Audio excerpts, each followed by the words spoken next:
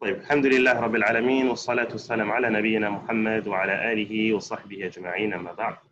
Salam alaikum wa rahmatullahi wa barakatuh. Donc, mes très chers frères et sœurs, je vous souhaite à toutes et à tous la bienvenue dans cette deuxième série de cours d'initiation dans la matière de Aqid, excusez-moi, on vient de terminer Aqid de Fiqh Hanbali.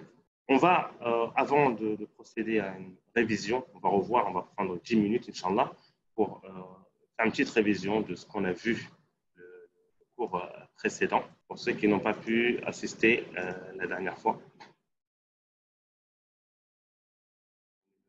On est tous actuellement confrontés à cette situation, à ce confinement mondial, hein, car la plupart des pays actuellement sont en confinement.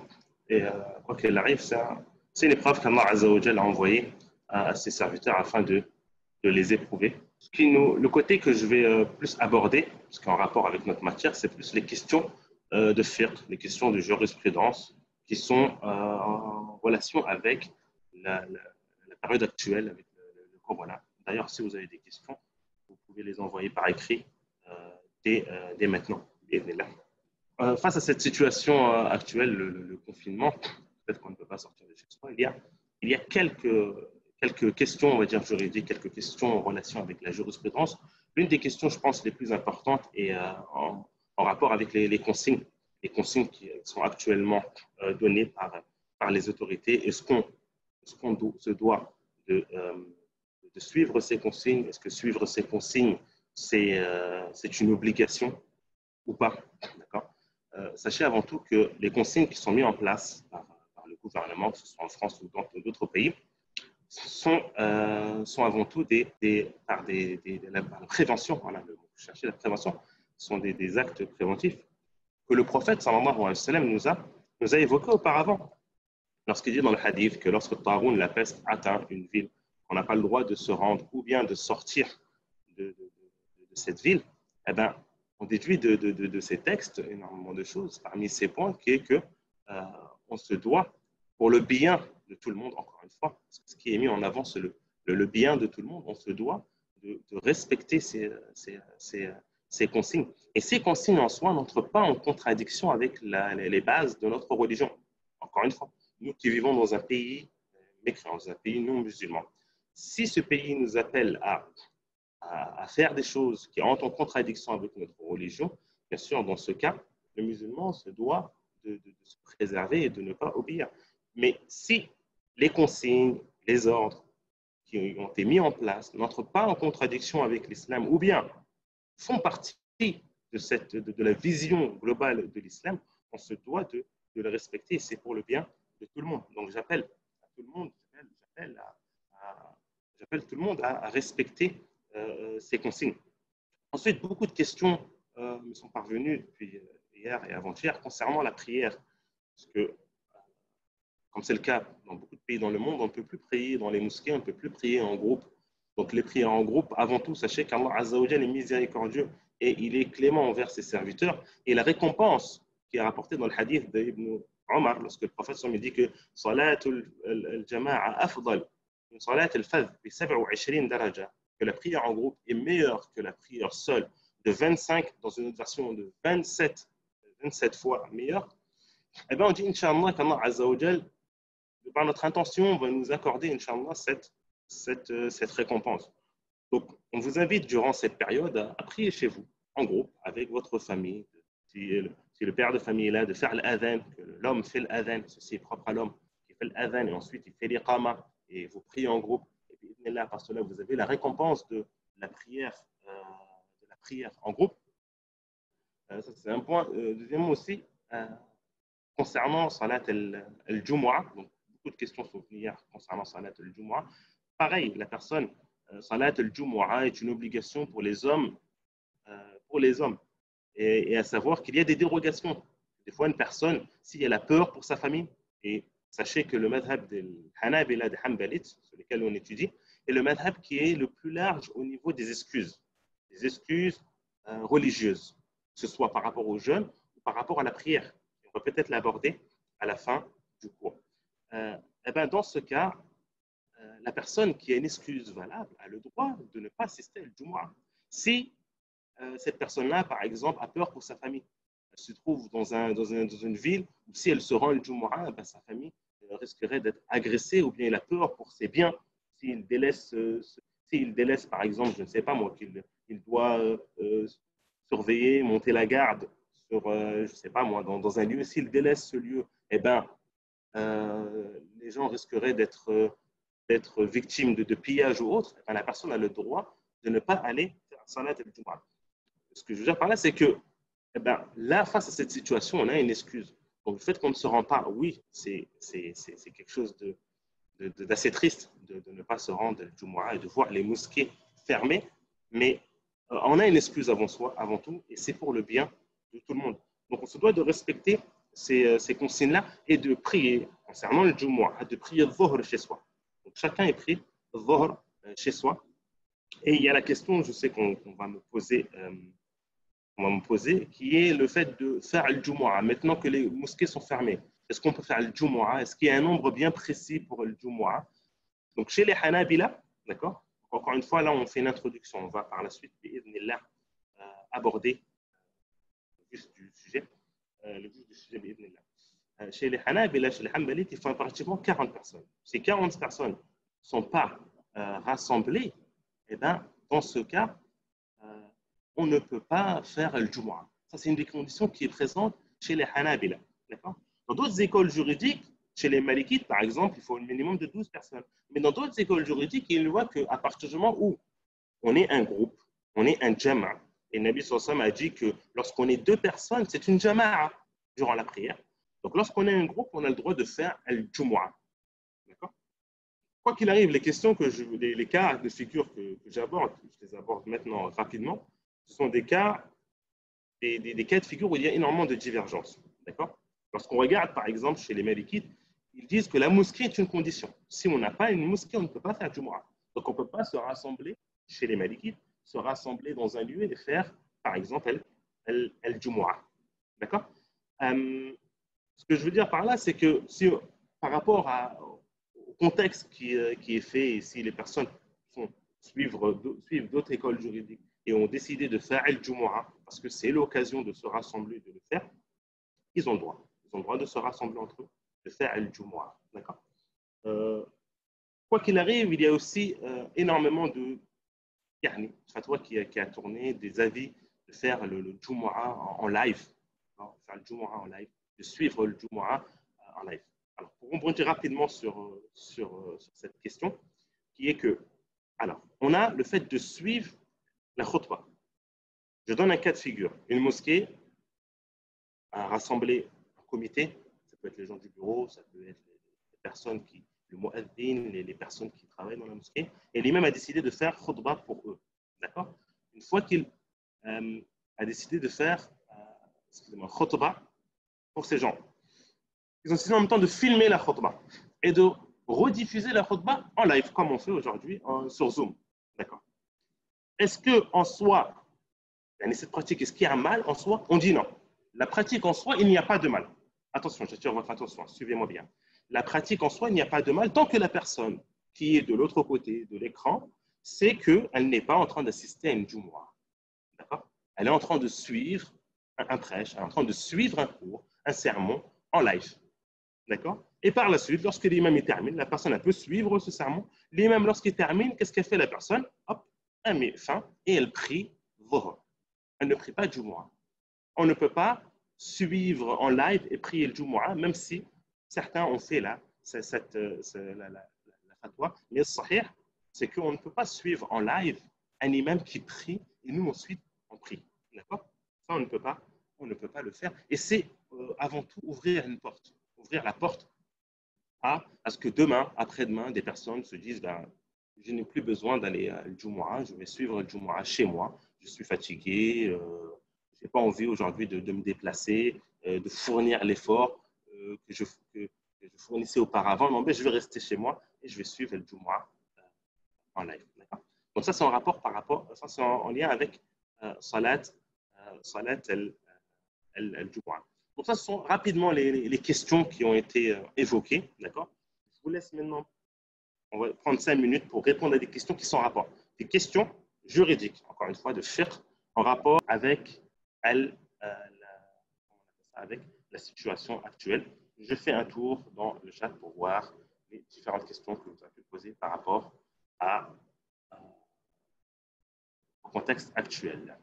Alors, que pensez-vous à la fermeture des mosquées? Encore une fois, la fermeture des mosquées, bien sûr, c'est quelque chose qui touche tout le monde.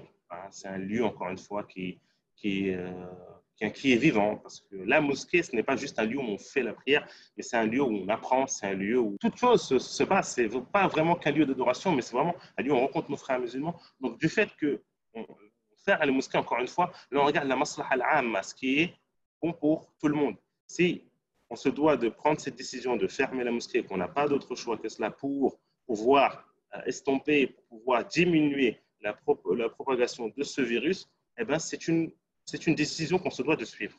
C'est une décision qu'on se doit de suivre. On se doit de ne pas prendre cela à la légère ou bien tout de suite d'accuser les gens qui ne veulent pas le bien pour l'islam ou autre. Non, ça n'a rien à voir. Cette décision, encore une fois, elle est passagère.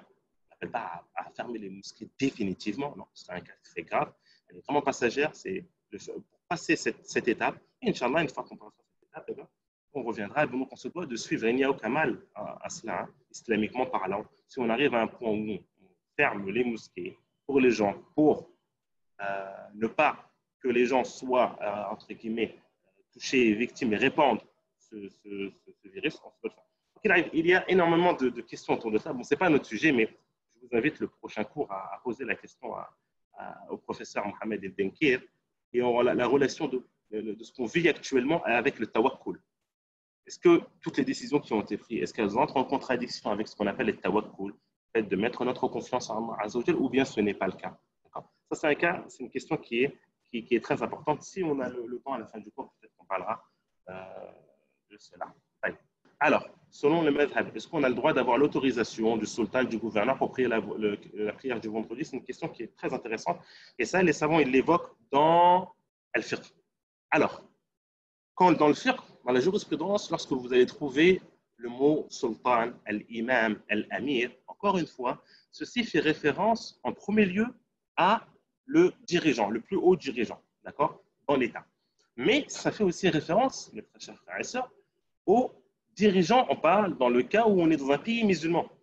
C'est-à-dire que lorsque vous tournez les pages, vous feuilletez ces ouvrages de fiqh et qu'ils évoquent le terme amir, le terme imam, c'est pour le cas d'une personne qui est dans un pays musulman gouverné par un gouverneur musulman. D'accord? Ce n'est pas dans le cas pour nous en France. D'accord?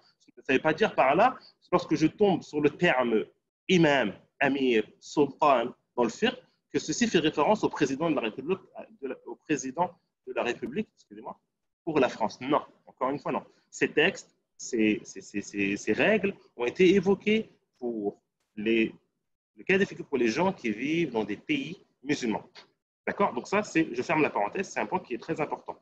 Alors, est-ce qu'on doit avoir l'autorisation du gouverneur si on est dans un pays musulman? On dit non. Ce n'est pas une obligation d'avoir l'autorisation du gouverneur dans le madhab pour pouvoir faire el-Jumu'ah, parce qu'encore une fois, el-Jumu'ah fait partie des sha'air ad-din, elle fait partie des emblèmes de cette religion qu'on se doit de mettre en pratique. Et même plus, si on est dans un cas de figure où l'imam s'abstient ou interdit de faire el-Jumu'ah, on trouve dans les textes de la jurisprudence que ce n'est pas son droit à lui et que si les gens ont une force, encore une fois, si les gens ont une force, ils se doivent de faire barrière à cet avis. Quoi qu'il arrive, cette question, il y a d'autres questions qui s'attachent à cette question, mais on ne va pas s'étaler. Est-ce que l'iqama à la maison est une obligation? Lorsque tu pries, est-ce que c'est une obligation? On dit non. Ce n'est pas une obligation pour valider la prière. D'accord? Donc, tu peux directement faire le takbir, mais bien sûr, il est recommandé, à partir du moment où tu pries chez toi, de faire l'adhan, car ça a un mérite, et de faire aussi l'iqama. Et il est recommandé que celui qui fait l'adhan fait l'iqama. Donc, c'est l'homme qui fait l'adhan et qui fait l'iqama. D'accord? Je viens de penser aussi à une question qui est très importante concernant le déroulement de la prière. Sahih, c'est que aussi par rapport au madhab des Hanbalites, c'est que les rangs doivent être répartis de la manière suivante. Devant, on a l'imam, qui est forcément, si on prie en famille, je prends le cas de figure de famille qu'on a le père, la mère, le fils et la fille. D'accord? Pour faire ça. Donc, celui qui va être devant, d'accord? Pour faire plus simple, on va mettre deux fils. Donc, le père, la mère, deux fils et la fille. Okay? Celui qui va être devant, c'est l'imam. Si l'imam, c'est le père, l'imam, il sera devant. Derrière l'imam, on aura qui? On aura les deux fils. Donc, on a l'imam, le père. Ensuite, derrière, on a les deux fils. Et ensuite, derrière, on aura la maman et la fille. D'accord? Et ça, c'est ce qui a été rapporté dans le hadith de Anas lorsque le prophète sallam est venu prier. Chez lui, il a rapporté ce cas de figure-là. Donc, on a l'imam. Ensuite, on a les deux enfants, les deux garçons. Et ensuite, on a la maman et la fille. Donc, c'est l'ordre à respecter dans les rangs. Ah oui, effectivement, c'est très bien. Par rapport au décès aussi, le lavage mortuaire, j'ai reçu aussi beaucoup de questions hier par rapport à cela, c'est très important. Sachez que le lavage mortuaire est une obligation, c'est un fard kifa'i. C'est une obligation, comme on dit, à raison sociale, communautaire. C'est-à-dire que lorsqu'on est dans une ville, si dans la ville, il y a un groupe de personnes présents pour pouvoir laver le corps, prier sur le mort, ça c'est ce qu'on appelle le fard kifa'i. Eh bien, ça devient une obligation en gros pour ces personnes-là. Si ces personnes-là procèdent au lavage mortuaire, à la prière surrogatoire, ils auront fait ce qu'ils auraient demandé et ça ne devient pas une obligation pour tous les habitants. C'est ce qu'on appelle fard kifa'i.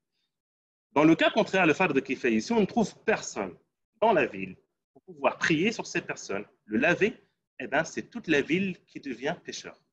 Et ça devient une obligation pour tous les gens, pour tous les membres de la ville. OK. Par rapport aux conditions actuelles du coronavirus, du fait qu'on a eu certains cas de figure de personnes qui sont mortes où on n'a pas pu les laver ni prier sur eux. Alors, dans ce cas, que faire dans ce cas? Est-ce qu'on fait, on fait un groupe de personnes et on entre en forcing dans l'hôpital et on va à la morgue et on retire le corps et on impose, on demande à prier? On dit non. Dans ce cas-là, l'obligation tombe. Dans ce cas-là, l'obligation tombe. La yukallifu Allahu nafsan illa wus'aha. Allah Azza wa Jalla ne charge pas une âme au-dessus de ce qu'elle peut supporter. Donc, si on n'a pas accès du tout au corps, que ce soit pour le lavage ou la prière, eh bien dans ce cas, le corps sera enterré sans lavage, d'accord. Si on a la possibilité de prier, encore une fois, on prie. Si dans l'hôpital, il y a parmi les personnels des personnes musulmanes, mais ça devient une obligation pour eux. Ils se doivent, l'infirmier, c'est une obligation pour lui de prier, d'accord. Dans l'état dans lequel il est, le corps, face au corps, il prie. S'il ne peut pas le laver, eh ben, il ne le lave pas, mais s'il peut, il est dans la mesure de faire la prière, c'est une obligation pour lui que de faire la prière. Si on a un médecin musulman et qu'il sait que personne ne pourra le laver, qu'il a la possibilité de laver le corps, ça devient une obligation pour lui. De même, s'il a la possibilité de prier, ça devient une obligation pour lui. Donc, s'il n'y a pas de lavage mortuaire, eh ben, on enterre la personne comme il se doit.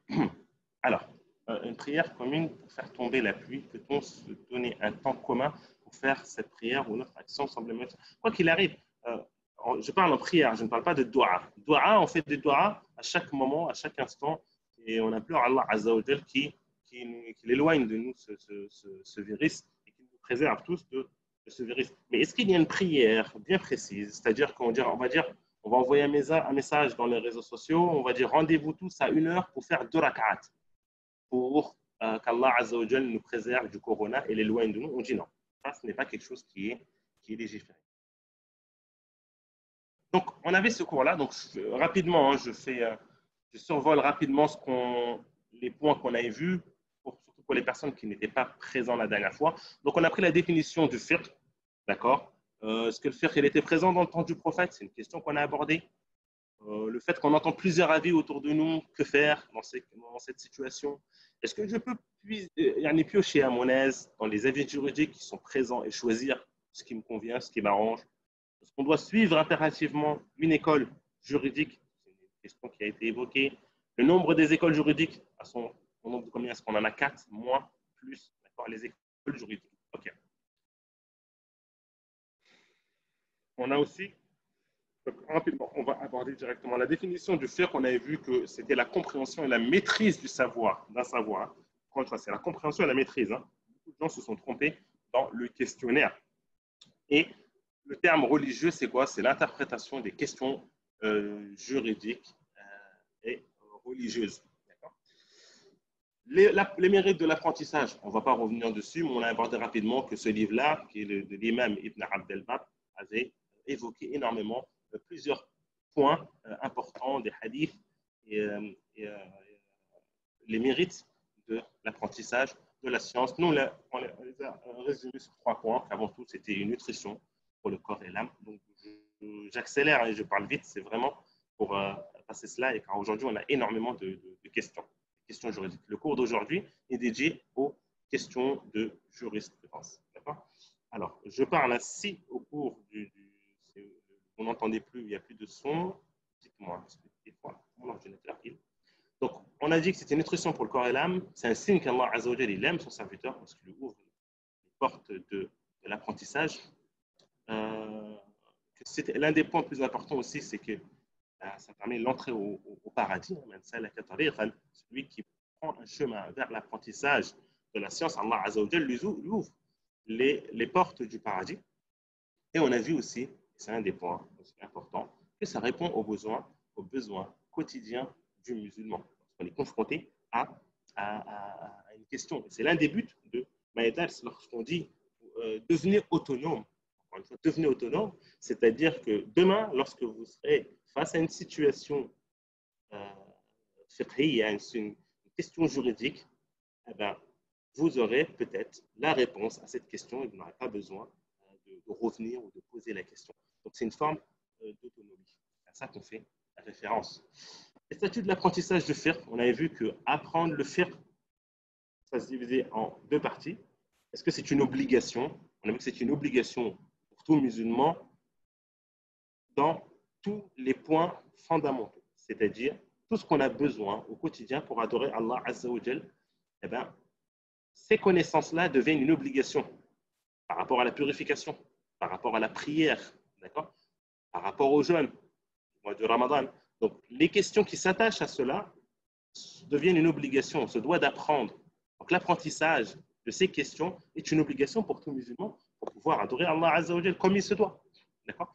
Et on a vu qu'il y a une deuxième partie qui est une obligation pour une partie de la communauté.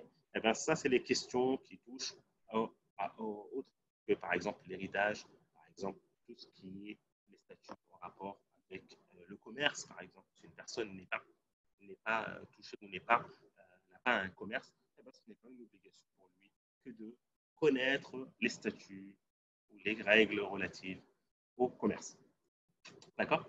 Ensuite, on a abordé les différentes étapes historiques du fiqh. Donc, on a vu qu'on avait en premier lieu l'ère prophétique, que le fiqh était présent, qu'il n'y avait pas du tout de khilaf, enfin pas du tout, qu'il n'y avait pas beaucoup, excusez-moi, de divergence dans cette période, durant cette période, car le prophète sallallahu alayhi wa sallam était présent et les compagnons avaient la possibilité de revenir vers le prophète sallallahu alayhi wa sallam et lui poser la question.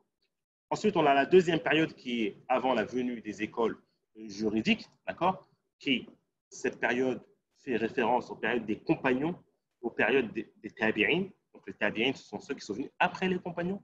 Donc, on a eu beaucoup de compagnons qui faisaient partie parmi les grands fuqaha, qui ont apporté énormément de hadiths, et on a évoqué des exemples. Et ensuite, on a la période des 4 écoles juridiques. Donc, on a l'imam Abu Hanifa, l'imam Malik, deuxièmement, l'imam Shafi'i et l'imam Ahmed. Ce sont les 4 écoles juridiques les plus connues. Ce ne sont pas les seules. On va voir cela par la suite. Et ensuite, on a la jurisprudence contemporaine aujourd'hui qui est représentée surtout par ce qu'on appelle le majami' al-fiqhiyya, les rassemblements, les assises des assises de jurisprudence de fiqh. Donc, ça rassemble un groupe de savants et ils débattent autour des questions de jurisprudence contemporaine. D'accord? Alors, est-ce qu'on doit suivre impérativement une école juridique? On avait abordé cette question et on avait vu que pour répondre à cette question, on répond en 2 points. On a pour l'apprentissage du fiqh, si tu souhaites apprendre le fiqh et emprunter le chemin de nos savants, de nos prédécesseurs qui nous ont précédés dans l'apprentissage du fiqh, eh bien, tu te dois de suivre une école juridique. Tu ne peux pas te dire, je vais apprendre le fiqh à mon aise sans suivre une école juridique bien particulière. Non, tu risquerais de rencontrer d'énormes difficultés et tout simplement de ne pas authentifier ou de ne pas acquérir cet objectif qui est l'apprentissage du fiqh.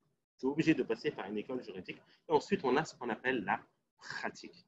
Encore une fois, la pratique. Et on répond à cela et on répond en même temps aux questions qui viennent par la suite. On a vu que dans la pratique, est-ce qu'on est obligé de suivre une école juridique ou pas? Donc, on suit une école juridique lorsqu'on est face à des questions religieuses. On a vu que les personnes considérées de la masse, qui ne sont pas des gens de la science, se doivent de prendre, de poser la question, ce qu'on appelle le muqallid, celui qui suit. Donc, soit il suit un madhab, soit il suit une personne physique, d'accord, un savant en qui il a confiance en sa connaissance religieuse et en sa religion, et il lui pose la question et il suit l'avis qu'il évoque. C'est pour le cas de la personne physique. Mais il peut suivre aussi une école juridique, d'accord. Et quelle école juridique suivre beaucoup. On pose souvent cette question. Donc, nous, on conseille souvent de suivre l'école juridique qui est à portée de main, qui est proche de toi, qui est présent dans le pays où tu vis. Pourquoi? Est-ce que parce que c'est une obligation? Non. C'est tout simplement pour ne pas demain entrer en confrontation, ouvrir la porte des problèmes et de la divergence avec les personnes avec qui tu vis. Et des fois, ça peut être même des personnes qui vivent avec toi sous ton toit, sous le même toit. D'accord? Donc, ces personnes-là qui font partie de la masse se doivent de fournir un effort, dans quel cas? De trouver la personne physico-morale en qui ils ont confiance, en leur connaissance religieuse et dans leur religion pour pouvoir les suivre et poser la question. Et ça répond à la question suivante lorsqu'on entend plusieurs avis. Que faire? Est-ce que, je bascule sur la deuxième question, est-ce que je peux piocher et choisir? On dit non. Si tu ne fais pas partie des gens de science, tu n'as pas le droit, c'est interdit, que de piocher. Tu n'as pas le droit d'ouvrir, de bouquiner, de prendre les différents avis et de faire ton propre tarjih, ton propre choix. Non. Là, tu n'as pas le droit. Pourquoi? Parce que tout simplement, tu n'as pas les outils pour pouvoir faire cela. Et on a abordé cela. Donc là, aujourd'hui, on va aborder ce point que la semaine dernière, on n'a pas abordé, qui est une introduction sur l'école Hanbalite. Alors, quand on dit l'école Hanbalite, ceci fait référence à l'imam Ahmed ibn Hanbal, Ahmed ibn Muhammad ibn Hanbal, qui est né en l'an 164 de l'Hégire et mort en l'an 241, ce qui représente, en grégorien, en l'an 780. Il est né en 780 et mort en 855. Donc, lorsqu'on entend l'école Hanbalite, encore une fois, c'est une référence à l'imam Ahmed ibn Hanbal. L'imam Ahmed ibn Hanbal avait énormément de qualités. Il multipliait énormément les adorations. C'est pour ça que son fils, Abdullah, qui est connu, qui faisait partie des comment on appelle ça, des ashab del madhab, des gens du madhab qui ont rapporté les différentes versions de l'imam Ahmed. Parce que l'imam Ahmed a différentes versions. Dans une question, il peut avoir 3 versions différentes qui ont été rapportées. D'accord? Donc son fils, Abdullah ibn Ahmed, disait à son sujet que mon père priait tous les jours 300 unités de prière. 300 unités de prière. Il multiplie les adorations. Et quand il était malade, il priait quoi? 150, la moitié. Ça montre au niveau des adorations un point très important qui est que ces grandes personnalités, ces savants, ont atteint ce degré, cette estime, que ce soit aux yeux d'Allah Azza wa Jalla ou bien des gens, parce qu'ils avaient tout simplement, ils mettaient en pratique ce qu'ils avaient appris, mais ils multipliaient aussi, un point important, ils multipliaient les adorations. La multiplication des adorations n'est pas une chose qui est propre à une personne qui souhaite s'isoler dans la mosquée ou autre, et que la personne qui est connue, le cheikh ou autre, se dit non, moi je n'ai pas le temps, je dois m'occuper de la communauté, j'ai des cours, des conférences à faire. Non, on voit que ces personnes-là, ces imams, ces grandes personnalités, ces savants, ce sont eux les premiers. Ce sont eux les premiers à être présents lorsque on parle des adorations. Donc ils ne négligent pas les adorations et ça nous appelle à nous qui souhaitons emprunter la voie de l'apprentissage. La voie de l'apprentissage passe aussi par le fait de multiplier les adorations. On se doit de multiplier les adorations. Pareil, pour la mise en pratique de son savoir, il disait, l'imam Ahmed dit à son sujet, je n'ai pas apporté un hadith sans l'avoir mis en pratique. L'imam Ahmed, il dit quoi? Tous les hadiths qu'il a apportés dans son Musnad, il a un livre qu'on appelle le Musnad de l'imam Ahmed, il y a énormément de hadiths. Le Musnad, c'est les hadiths qui ont été rapportés et triés selon les rapporteurs, selon les compagnons. Il dit que chaque hadith qu'il a mis dans ce Musnad-là, il a mis en pratique. Et il a été rapporté que le prophète sallallahu alayhi wa sallam a fait le hijama et qu'il a donné au hajjam, celui qui fait le hijama, un dinar. Alors, un dinar, ça représente 4,25 grammes d'or. Donc, tu fais à peu près fois 40 euros. C'est une somme, ça fait à peu près 160 euros pour le hajjam. Tu lui avais donné un dinar, une grande somme, au hajjam. Eh bien, l'imam Ahmed a fait pareil. Lorsqu'il a fait le hijama, il a donné un dinar au hajjam. Donc, ça montre l'importance de la mise en pratique. Et ce qu'il faisait, c'est ce que faisait l'imam Ahmed. Troisième point aussi, c'est une des qualités qu'il était connu, c'était sa science. C'est ça que l'imam Shafi'i disait à son sujet. L'imam Shafi'i, c'est celui qui est avant l'imam Ahmed, il disait à son sujet, en quittant Bagdad, j'ai laissé personne d'aussi pieux et savant que l'imam Ahmed. Ça, c'est une shahada, ça, c'est un témoignage, c'est une thèse qui est très importante de la part de l'imam Shafi'i. Donc, ça montre les qualités et l'importance et le haut rang qu'avait l'imam Ahmed. Ensuite, on a les différentes étapes et évolutions de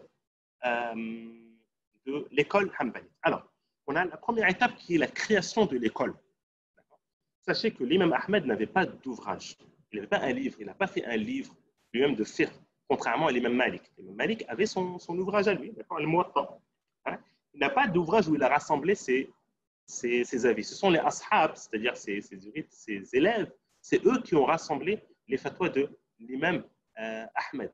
Et cette étape, elle a duré jusqu'en l'an 403 de Al-Hijri, ce qui représente à peu près 1012 en grégorien. Donc c'est une longue étape où les ashab ont rassemblé les avis de l'imam Ahmed. Et cette étape-là, ce fut l'étape de la création de l'école de l'imam Ahmed. Donc l'imam Ahmed, lorsqu'il enseignait à ses élèves, il ne leur disait pas, notez comme ça, plus tard j'aurai une école à moi, juridique ou autre. Non, il enseignait les élèves. C'est les élèves qui, eux, par la suite, ont formé cette école juridique. Ensuite, on a une deuxième étape qui est l'étape de la correction et du remaniement. Cette étape-là, elle s'est fait ressentir surtout dans l'ère au 7e siècle, avec l'imam al-Mirdawi, qui, lui, dans son livre qu'on appelle Al-Insaf, a fait un tri, a rassemblé tous les avis de l'imam Ahmed. Donc, ce fut cette étape-là de correction, d'accord? On éloignait les avis qui étaient les avis qu'on trouvait que c'était les avis les plus faibles et on mettait en avant les avis les plus forts de l'imam Ahmed. Donc, c'est la correction et le remaniement. Ça, c'est cette étape-là. Ensuite, une fois que la correction et le remaniement a eu lieu, on a eu l'étape de la stabilité qui est venue par la suite, qui est venue après, à partir du 8e siècle. Et cette étape-là, c'est une étape de stabilité, c'est-à-dire que le madhab, on sait c'est quoi les madhab de l'imam Ahmed. Lorsqu'on a besoin de savoir une question, on revient à des ouvrages bien précis et on connaît le madhab de l'imam Ahmed. Donc la stabilité, elle a été mise en avant. Et les ouvrages les plus connus de cette période, c'est Muntaha al-Iradat de l'imam Mansour al-Bahouti. Al-Bahouti, c'est lui qui a vraiment dans Muntaha al-Iradat, c'est vraiment un ouvrage où on se doit de revenir lorsqu'on veut savoir l'avis de l'imam Ahmed. Muntaha al-Iradat et aussi Al-Insaf. Al-Insaf d'Al-Mirdawi. C'est vraiment les deux principaux livres. Il y en a d'autres, mais c'est les livres les plus importants qui mettent en avant le madhab de l'imam Ahmed. Ensuite, on a abordé les questions juridiques. D'accord ? Le statut des ablutions pour la femme qui a du vernis à ongles. On avait vu que, est-ce qu'on avait le droit ou pas? On avait dit que les ablutions, alors, les vernis à ongles, si ces vernis-là faisaient barrière à la peau, on n'avait pas le droit de retirer les vernis et de faire les ablutions. On a parlé aussi sur le vernis halal. Est-ce qu'il est vraiment halal? Est-ce que vraiment il laisse passer l'eau ou pas? Certains disent que ce n'est pas le cas. Si ce n'est pas le cas, eh bien, ça devient interdit. On ne peut pas faire les ablutions avec le vernis présent. On se doit de le retirer. Une fois qu'on a retiré, est-ce qu'on a le droit de mettre du vernis? Oui, on peut pouvez mettre du vernis et même prier avec le vernis. Il y a une question piège par rapport à ça dans les questionnaires. Pouvons essuyer sur nos chaussettes à la fin des ablutions. On a évoqué que oui, on avait le droit d'essuyer sur les chaussettes après avoir terminé les ablutions complètes.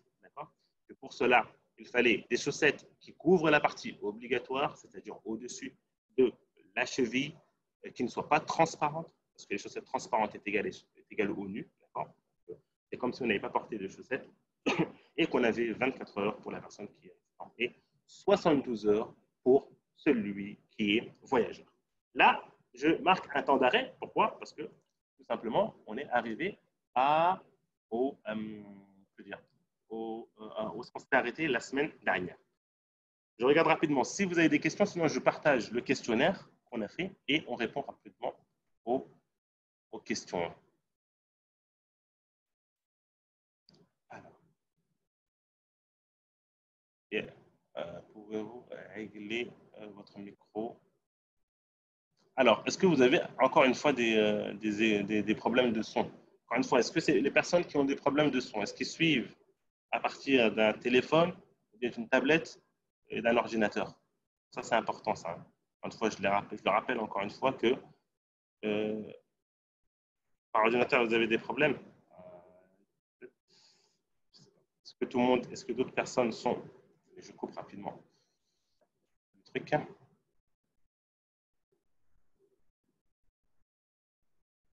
À la troisième question rhétorique, on va répondre. Je vais répondre tout de suite. On n'a pas répondu.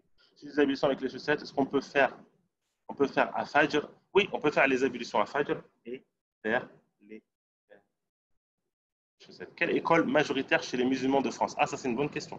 L'école majoritaire, c'est tout simplement ce que Maïdars vous propose, c'est-à-dire le fiqh malikite et hanbalite. Ce sont les deux qui sont le plus malikite parce que la plupart de nos parents qui sont venus de nos pays d'origine, que ce soit l'Algérie, le Maroc, le Sénégal, le Mali et autres, ce sont des pays qui sont de base malikites. Donc, ils ont apporté, on va dire, cette culture et ces avis. D'accord? Même si la génération, notre génération, nous des jeunes, est une génération qui est un peu plus mélange, où il y a un mix. Car je l'ai rappelé que les pays du Moyen-Orient ont énormément investi dans beaucoup de pays, que ce soit à travers la dawa, à travers des élèves qui sont partis étudier chez eux, qui sont ensuite rentrés en France, à travers des ouvrages qui sont répandus, qui ont atteint beaucoup de pays, parmi ces pays-là, la France et autres. Donc, ça a eu un effet aussi, et ça a fonctionné pour répandre, on va dire, le madhab hanbalite. Donc, on trouve actuellement en France le plus le malikite et les hanbalites. Je vais vous partager tout de suite le questionnaire pour répondre aux questions et ensuite, on aborde directement. Alors, on a fait Hanbali, première question. Que signifie le terme fiqh? Est-ce que c'est l'interprétation? Le terme fiqh en arabe. Alors, j'ai bien dit en arabe. Quand je dis en arabe, c'est-à-dire le sens linguistique et non religion. Est-ce que c'est l'interprétation? Est-ce que c'est l'explication? Rien de ce qui a été évoqué. Eh bien, la bonne réponse, c'est rien de ce qui a été évoqué, parce que l'interprétation, ce n'est pas le terme, le sens linguistique, ni l'explication. D'accord? Deuxième question. Quel est le statut de l'apprentissage des sciences islamiques? Est-ce que c'est recommandé? Celui qui ne sait pas accomplir la prière, hein? Recommandé, attention, on n'a pas dit obligation. Obligation sur les sujets qui touchent les fondements, rien de ce qui a été évoqué, tout ce qui a été évoqué. La bonne réponse, bien sûr, c'est une obligation sur les sujets qui touchent les fondements. D'accord? Pouvons-nous accomplir la prière avec du vernis à ongles? Alors, question piège. J'ai dit, pouvons-nous accomplir la prière? Je n'ai pas parlé des ablutions. Attention, oui, pas de souci. Si c'est un vernis halal, oui. Non, car ça empêche l'eau d'atteindre la peau. Rien de ce qui a été évoqué. Bien sûr, la bonne réponse est... la bonne réponse, c'est bien sûr oui. Pas de souci, on peut prier avec du vernis à ongles. Si, bien sûr, avant, on a déjà fait les ablutions. Citez dans l'ordre les imams des 4 écoles juridiques. Cette réponse, vous avez globalement bien répondu. Et la bonne réponse est, bien sûr, l'imam Abu Hanifa, l'imam Malik, l'imam Shafi'i et l'imam Ahmad. Alors, pouvons-nous essuyer sur nos chaussettes, excusez-moi, nous pouvons essuyer sur nos chaussettes à condition, quelles sont les conditions? D'avoir des chaussettes en dessous des chevilles, Avoir une excuse valable, avoir mis la chaussette avant la fin des ablutions, rien de ce qui a été évoqué. Je vous écoute. Pour ceux qui n'ont pas participé au questionnaire, je vous laisse répondre. Est-ce que pour essuyer les chaussettes, est-ce que c'est d'avoir des chaussettes en dessous des chevilles ou bien d'avoir une excuse valable pour pouvoir essuyer sur les chaussettes? Avoir mis ses chaussettes avant la fin des ablutions? Rien de ce qui a été évoqué. On m'a dit premier choix, deuxième choix, rien. Alors, bien sûr, la première réponse n'est pas valable. Pourquoi? D'avoir des chaussettes en dessous des chevilles. Si on a des chaussettes en dessous des chevilles, c'est qu'on a des chaussettes qui ne couvrent pas la partie obligatoire. Ce fait, ce n'est pas valable. Deuxième réponse, est-ce que c'est d'avoir une excuse valable? On dit non. Tu n'es pas obligé d'avoir une excuse valable. Est-ce que tu es obligé d'être malade ou autre pour pouvoir, ou d'être voyageur pour pouvoir essuyer sur les chaussettes? On dit non. Tu n'es pas dans l'obligation d'avoir une excuse valable.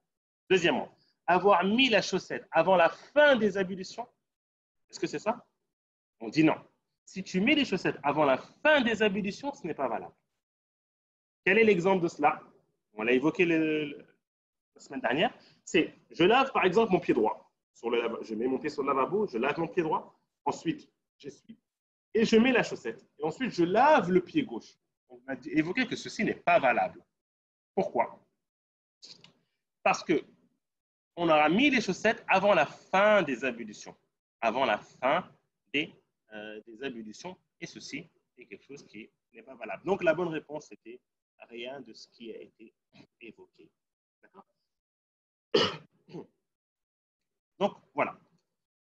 On aborde, là, on va commencer directement, mes chers frères et sœurs, là, le cours d'aujourd'hui, et je vous repartage, encore une fois, l'écran par rapport à la question. Où est-ce qu'on est? Alors, où est-ce qu'on est? Alors, ça a arrêté à ici. Voilà.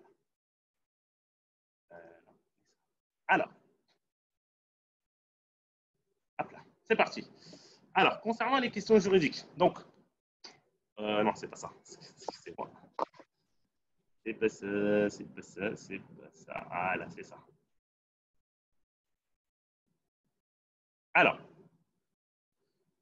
toujours dans les questions juridiques, la lecture du Coran pour la femme qui a ses menstrues. Est-ce qu'une femme qui a ses menstrues, est-ce que vous pouvez capturer l'écran? Oui, il n'y a pas de problème. Hein.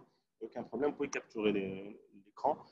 Par la suite, lorsqu'on va commencer les cours, vous aurez un accès où vous retrouvez tous ces documents-là à chaque fois en PDF. Vous retrouvez tous les documents sur votre espace. Et vous pouvez aussi, hein, pas de problème, pour ceux qui souhaitent avoir les PowerPoint, on pourra l'envoyer. Si vous êtes inscrit à la newsletter, on peut les envoyer si vous le souhaitez, Inch'Allah. Il n'y a aucun problème par rapport à cela. Alors, la lecture du Coran, est-ce qu'une femme qui a ses menstrues peut lire le Coran? Je vous écoute. La question, elle est vague, bien sûr. Est-ce qu'elle peut lire le Coran? Que signifie lire le Coran? C'est important, ça aussi, de savoir. Est-ce qu'une femme qui a ses menstrues, est-ce qu'elle peut lire le Coran ou pas? Pareil, je pose la question aussi. Est-ce qu'un homme qui est en état d'impureté majeure, par exemple, il s'est réveillé le matin suite à un réveil, ou bien après avoir eu des rapports, est-ce qu'il peut lire le Coran? J'évoque deux cas de figure, qui ne sont pas les mêmes, mais deux cas de figure. Mais la question principale est une femme qui lit le Coran. D'accord? Oui, est-ce qu'elle c'est pas un mushaf? Sur le Coran est traduit? Oui. Si ce n'est pas traduit, non. De mémoire, mais pas touché. Alors, pour répondre à cette question, on dit que on parle de la lecture. La lecture, en arabe, qu'est-ce que c'est que la lecture? Ça, c'est un point important, surtout pour la prière. La lecture est le fait d'articuler. Hein. C'est comme si on mimait. À partir du moment où une personne mime, elle lit. D'accord? Donc, si je dis Alhamdulillahi Rabbil Alamin, Ar-Rahman, Ar-Rahim, là, je suis en train de lire. Pareil, lorsque je fais ça, le micro n'a pas été coupé, hein, c'est moi qui mime.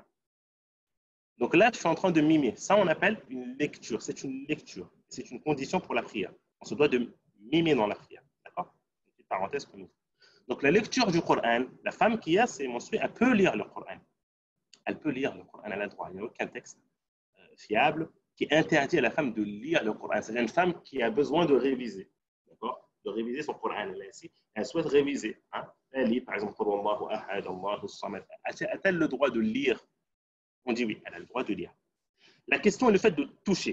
Est-ce qu'une femme a le droit de toucher le Coran ou pas? Je laisse la place à la participation à l'écrit. Je vous écoute. Une femme, ensuite je reviens vers la femme. Est-ce qu'une femme a le droit de toucher le Coran? On dit non. Qui a dit non? On va voir. Cette personne dit non. Ah, là, on commence à apporter des détails. Ah. C'est le Coran en français à la fin. Donc, il y en a, certains d'entre vous parlent du support en soi, c'est-à-dire le Coran.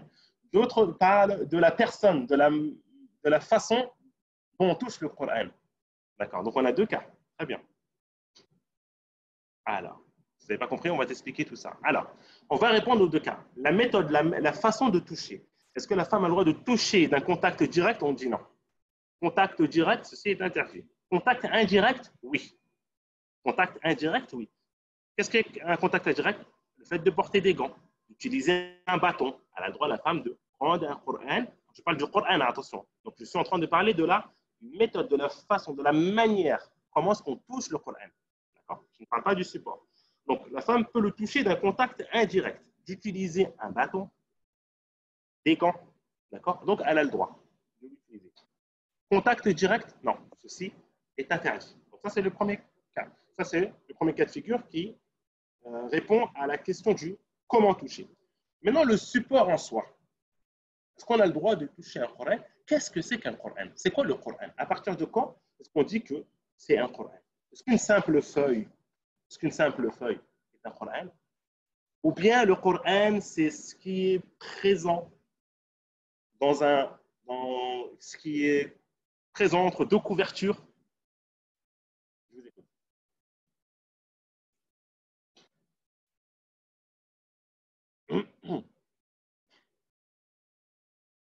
Alors, Coran, tout ce qui est écrit en arabe. Tout ce qui est écrit en arabe. Donc, si je prends une feuille et j'écris un verset, je prends cette feuille-là, j'écris un verset dessus. Ce verset-là, cette feuille-là est un Coran.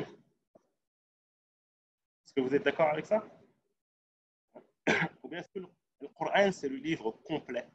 Hein? Est-ce que le Coran, c'est le livre complet? En entier, on dit le Coran complet, c'est la parole d'Allah. Oui, bien sûr. Ça, on est d'accord dessus que le Coran est la parole d'Allah Azza wa Jalla. Mais à partir du moment où on décrète que ceci prend le statut du Coran, hein, à quel moment? Alors, pour répondre à cette question, il faut savoir qu'on a des termes, on doit veiller à ces termes-là. On a le Coran et Mus'haf. À partir du moment où on écrit, où j'écris des versets sur une feuille, ces feuilles-là prennent le statut de Coran. C'est-à-dire, quand je dis statut de Coran, c'est que je ne peux pas le toucher si je suis en état d'impureté majeure. Vous connaissez tous l'histoire de Omar lorsqu'il s'est converti et qu'il est entré dans la maison, qu'il a trouvé sa sœur avec des feuillets. Elle avait des feuillets. Il y avait du Coran. Et Omar voulait voir, toucher. Cela, elle a interdit, elle a dit non. Tu vas d'abord te purifier. Donc, ceci montre que tout texte, tout support, toute feuille où on écrit des versets dessus, ça devient le Coran. Mais ce n'est pas un mushaf. Le mushaf, c'est le complet. Le complet, le entier, entre deux couvertures. Donc, la femme qui a ses menstrues ne peut pas toucher le Coran. Cette feuille-là, si j'écris des versets, elle ne peut pas toucher le Coran. Elle ne peut pas toucher aussi le mushaf. On est d'accord? OK. Est-ce qu'elle peut toucher un tafsir ou pas? Un livre qui est un tafsir. Est-ce qu'elle peut toucher un tafsir? Alors, pour cela, on regarde. Est-ce que le livre, ce livre-là, on regarde ce qu'il y a le plus. Est-ce que c'est les paroles de tafsir ou bien c'est le Coran en soi? D'accord? Lorsqu'on prend le tafsir d'Ibn Kathir, on est d'accord que ce qui est le plus, c'est quoi? C'est la parole de l'auteur. Donc, le tafsir, ce n'est pas le Coran en soi. Donc, est-ce que ça prend le statut de Coran? On dit non. Est-ce qu'une femme qui a ses menstrues a le droit de toucher le tafsir d'Ibn Kathir? On dit oui. Le tafsir de Cheikh Abdurrahman al-Sa'di, qui est un très bon tafsir. D'accord? Est-ce que la femme a le droit de prendre ce livre-là, le gros volume, et de lire et de tourner la page d'un contact direct à la femme qui a ses menstrues? On dit oui. Pourquoi? Parce que ce n'est pas considéré, le tout n'est pas considéré comme un mushaf ni Coran. Donc elle peut toucher. Mais quand elle touche, elle ne touche pas l'endroit où c'est écrit. Souvent, on trouve dans le tafsir de Sa'di, on a le petit carré où il y a le Coran et tout autour l'explication. D'accord? Donc on a le droit de toucher les pages où il y a l'explication, mais on ne touche pas les pages où il y a le Coran. D'accord? OK. OK, d'accord. Donc, je regarde rapidement par rapport aux questions. Donc, ça, c'est par rapport à cette question, la question juridique qu'on vient de terminer. OK. Passons à la question suivante. Il y a beaucoup de questions. Ah, alors, ouais, on va prendre le sommaire des questions. Alors, prêt? Première question. Mon lieu de travail se trouve à une distance supérieure à 81 km. Suis-je voyageur? Bonne question. Je suis endetté. Comment dois-je sortir la zakat? Mon cousin me doit de l'argent. Hein? Dois-je le comptabiliser dans ma zakat ou pas? Question qui nous touche aussi au quotidien. Je dois prendre des médicaments. Comment dois-je jeûner? Je suis malade. Hein, je dois prendre des médicaments. Je n'ai pas de mahram. Puis-je effectuer le hajj? J'essaie de rassembler plusieurs questions qui, pas dans un seul chapitre, c'est de prendre plusieurs chapitres dans la jurisprudence. D'autres questions encore. Les intérêts en islam. Hein? C'est quoi les intérêts en islam? Les cas de figure interdits. Quels sont les cas de figure interdits? On veut dire, est-ce qu'il y a des cas de figure qui sont tolérés? Hein? Non, il n'y a pas de cas de figure qui sont tolérés. Mais là, les cas de figure interdits, on va prendre les deux cas bien précis. Autre question, puis-je évoquer toutes les conditions que je souhaite dans le contrat de mariage? Je veux me marier. Je veux faire une liste de 50 conditions. Est-ce que j'ai le droit? Est-ce que toutes les conditions que je vais évoquer dans les 50, est-ce que toutes ces conditions sont valables? Est-ce qu'il y en a d'autres qui ne sont pas valables? On va voir. Comment divorcer ma femme? Personne qui souhaite divorcer. Comment divorcer? Quelles sont les conditions d'immolation d'une bête? C'est par rapport au chapitre de l'At'ima, hein, une nourriture. À partir de quand est-ce que cette viande-là, il faut consommer et elle est halal? D'accord? Il y a des conditions pour cela. D'accord. Alors, euh, la différence entre un Coran et un Mus'haf. Alors, je répète, pour ceux qui n'ont pas compris, hein, n'hésitez pas à me solliciter si vous n'avez pas compris un point. Le Coran, si je prends une feuille et que j'écris des versets du Coran, d'accord? Je rassemble dans une feuille, j'écris des versets du Coran, pour apprendre, par exemple. La personne, elle est très visuelle, elle a besoin d'écrire. Donc, tous les jours, lorsqu'elle apprend le Coran, eh ben, elle a des feuilles, des feuillets où elle écrit le Coran et elle apprend dessus. À la fin, ces feuillets, est-ce qu'elle peut les jeter comme ça? Est-ce qu'elle peut les toucher, toucher ces feuillets-là lorsqu'elle est en état de menstruer, un contact direct? D'accord? On dit non. Pourquoi? Parce que ces feuillets-là ont pris le statut de Coran, c'est devenu du Coran. C'est ce qui est évoqué là, c'est un Coran. Mais est-ce que c'est un mushaf? On dit non, le mushaf, le terme mushaf est utilisé pour le Coran lorsqu'il est complet, présent dans le livre. Le Coran qu'on a touché. Ça, on appelle ça un mushaf. C'est aussi un Coran, bien sûr. Ça, c'est le terme de, c'est un mushaf. Ça rassemble tout. Pourquoi est-ce qu'on évoque la différence entre le Coran et le mushaf? Parce que certains pensent que s'ils écrivent sur une feuille un verset, eh ben, c'est pas grave. On peut le jeter, on peut le mettre n'importe où, on peut le toucher. On dit non. Pourquoi? La personne dit, ben, c'est pas un mushaf. On dit oui, c'est pas un mushaf. Oui, c'est pas un mushaf parce qu'il n'est pas complet. Mais est-ce que ça prend le statut du Coran? Oui, ça prend le statut du Coran. Si ça prend le statut du Coran, la femme qui a ses menstrues ne peut pas le toucher d'un contact direct. C'est-à-dire main, feuille. Non. Il faut qu'elle porte des gants ou bien elle utilise un bâton. D'accord? Alors, alors, sans les petites impulsions. Alors, concernant l'homme qui s'est réveillé en état d'impureté majeure, on lui dit, par contre, pour lui, c'est interdit. C'est haram pour lui de réciter et de toucher, contrairement à la femme qui a ses menstrues. Pourquoi? Parce que la femme qui a ses menstrues, ce cas de figure n'est pas un cas de figure qu'elle contrôle, qu'elle gère. Ce n'est pas quelque chose qu'elle a souhaité. Elle ne peut pas sortir de cet état comme elle le souhaite. Non, elle doit attendre d'être pure et qu'il n'y ait plus l'écoulement du sang. C'est pour cela qu'il est toléré à la femme de lire. Mais quant à l'homme qui s'est réveillé en état d'impureté majeure, ou bien qui, après avoir eu des rapports avec sa femme, est-ce qu'il peut directement lire le Coran? On dit non. Pourquoi? Parce que toi, tu as la possibilité d'aller faire le rosol et de sortir de cet état. Donc, la sortie de cet état est quelque chose que tu possèdes, que tu peux faire et apporter demain. Donc, on interdit à l'homme pour cela. Très bonne question concernant les téléphones et les tablettes. Est-ce que le téléphone et la tablette, je peux toucher, la femme qui a ses menstrues, elle peut utiliser la tablette et le téléphone. On dit qu'elle peut utiliser la tablette ou les téléphones, mais il ne faut pas qu'elle touche l'écran en soi lorsqu'elle passe les pages. Pourquoi? Parce qu'encore une fois, tout endroit où est écrit le Coran prend le statut de Coran. Avant, ils écrivaient le Coran sur les branches de palmier, sur des os. Ils écrivaient le Coran sur des os, hein, et autres. Et tout cela, tous ces supports étaient considérés comme Coran. Donc aujourd'hui, nous, on a nos téléphones et nos tablettes. Si le Coran apparaît dans ma tablette, il prend le statut de Coran. Donc je ne touche pas en soi. La tablette ou le téléphone, je peux le tenir, oui, je ne touche pas en soi. Hop, j'appuie sur le gros bouton en bas. Le Coran est parti. Je touche mon téléphone. Normalement, il n'y a aucun problème. Est-ce qu'on peut porter le Coran dans le sac? Oui, il n'y a aucun problème. Les parties du Coran, Juz, Amma et autres, si elles sont traduites en français, généralement, la traduction en français, les mots sont beaucoup plus importants qu'en arabe.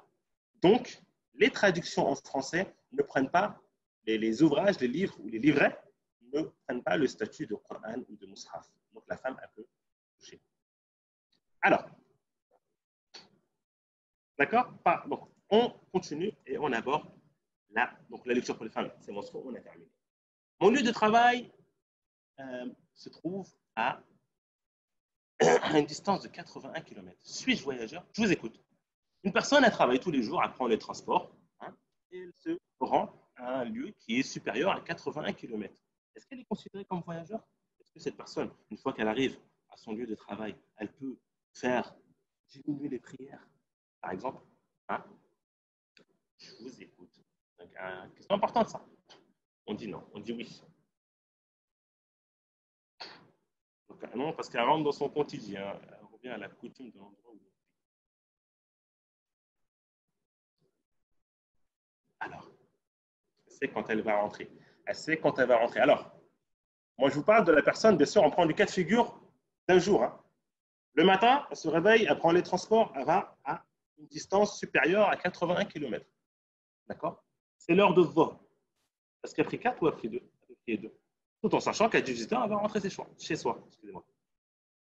Ça devient une routine, donc ce n'est pas un voyageur. Ah, très bien. Très bonne réponse, machallah.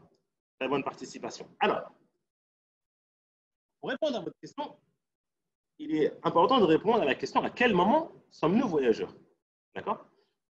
Nous, on va répondre à cette question. Alors, pour répondre à cette question, on a deux manières. Qui est le fait de regarder la situation actuelle, les conditions, et de regarder le sens global, hein, ce qu'on appelle le maqasid. Regardez le sens global lorsqu'Allah Azza wa Jalla a légiféré cette chose-là. Donc, regardez le sens global, le maqasid, lorsqu'Allah Azza wa Jalla a légiféré cette chose-là, et le fait de regarder la question en soi. On va aborder d'abord le fait de regarder la question en soi. À quel moment sommes-nous voyageurs? Premièrement, la destination, qu'elle soit supérieure à 81 km. D'accord? Ça, c'est le premier.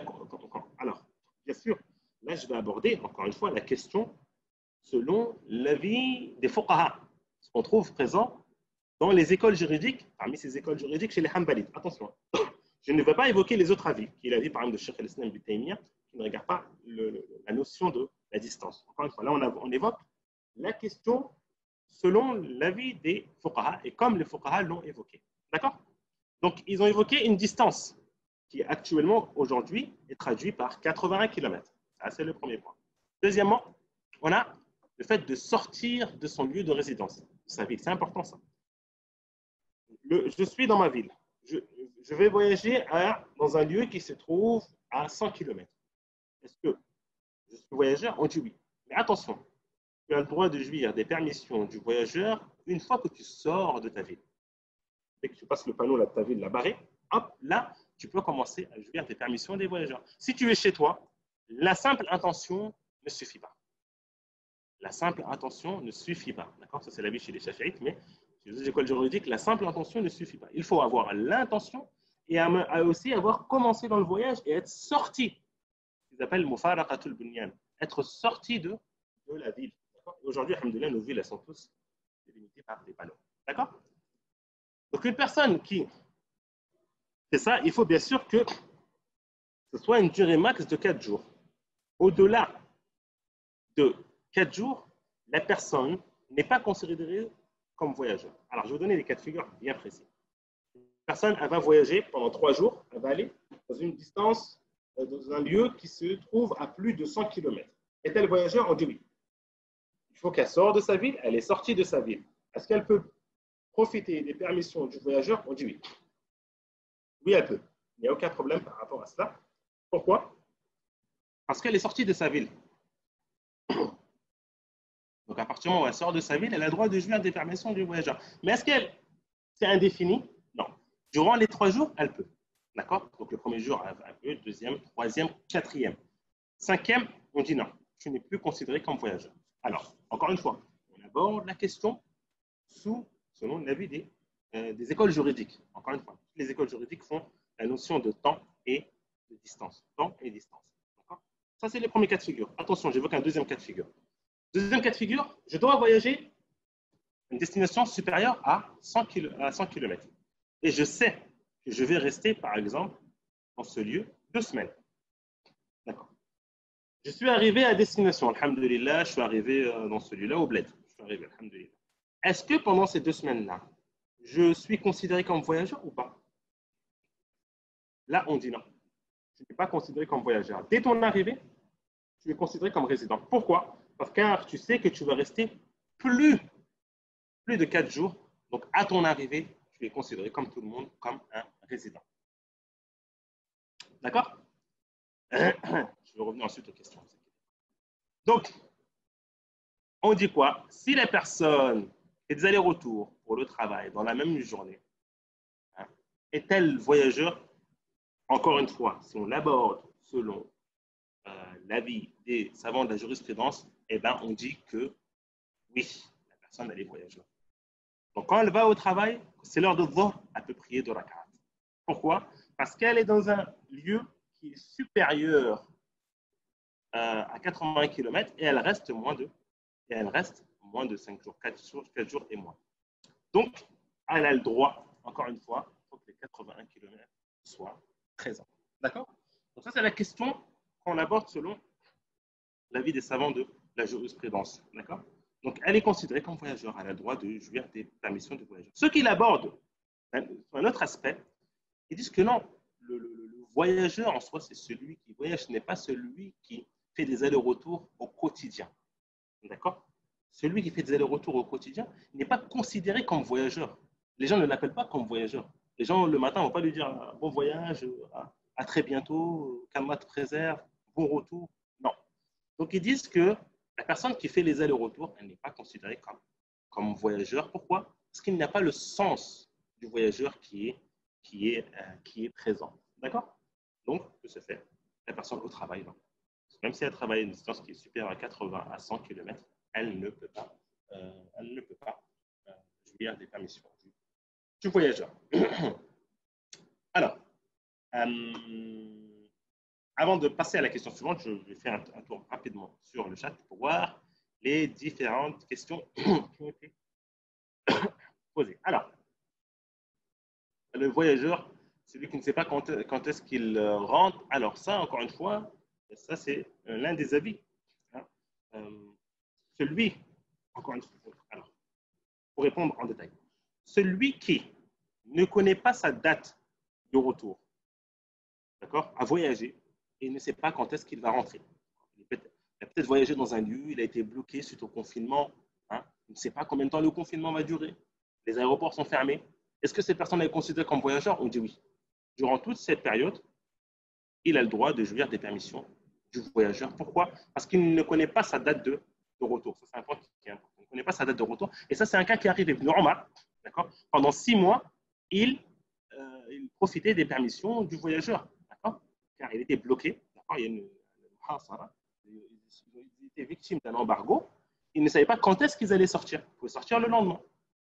Donc, il profitait il s'était considéré comme voyageur. Le voyageur est celui qui ne sait pas quand est-ce qu'il rentre, il prie normalement. Alors, quand on a des bagages, le voyageur n'est pas en référence avec les bagages. Hein. Alors, en profiter est juste une possibilité ou une sunna ou une obligation.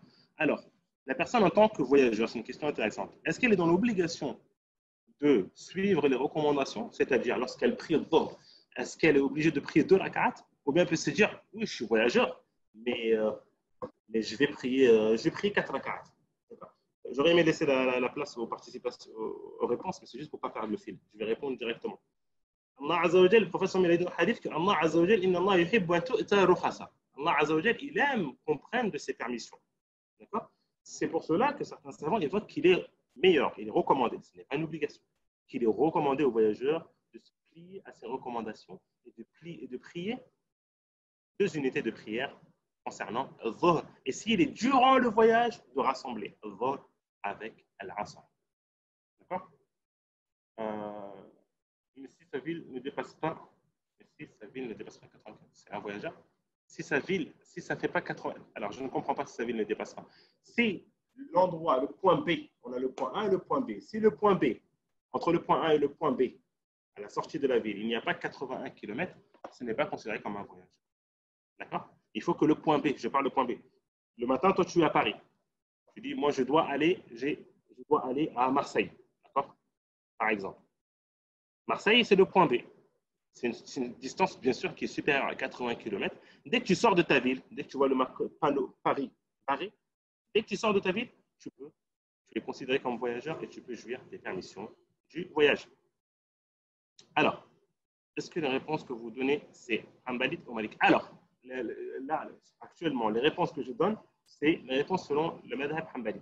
Quand je sors du madhab, à moins que j'oublie, quand je sors du madhab, j'évoque un autre avis, je vous le dis. D'accord? Car là, on est dans des cours d'initiation de fiqh Hanbali. Donc, généralement, les avis que je vous évoque sont les avis chez les Hanbali. Et lorsque je sors, j'extrapole, je vous le dis généralement, à moins que j'oublie bien. D'accord? Donc, quand je parlais, par exemple, de ne pas faire référence au temps et à la distance, ça, c'est l'avis de Cheikh Islam Ibn Taymiyyah. Ce n'est pas l'avis de, même si lui, c'est un Hanbali, ce n'est pas l'avis de l'école juridique en soi. D'accord? Pendant le voyage, je suis voyageur. Après mon arrivée, non. Alors, tout dépend. Pendant le voyage, je suis voyageur. Après mon arrivée, non. Tout dépend. Si je reste, là, je vous réponds bien sûr toujours à Cheikh Hanbali, si je reste, si je sais que je vais rester plus de 4 jours, oui, à mon arrivée, je ne suis plus voyageur. D'accord? Quand on voyage en voiture en France, bien sûr, oui, oui, on est en voyageur. Quand tu voyages en voiture de France au Maroc, tu es voyageur. D'accord?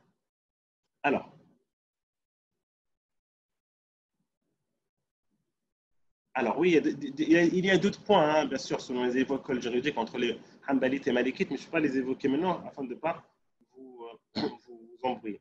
Alors, s'il prie à la mosquée le voyageur, il suit. Il est obligé de suivre l'imam. Si tu es voyageur, le Jumu'ah, ce n'est pas une obligation. Si tu pries à la mosquée, tu suis l'imam. Quoi qu'il arrive, toujours, l'imam,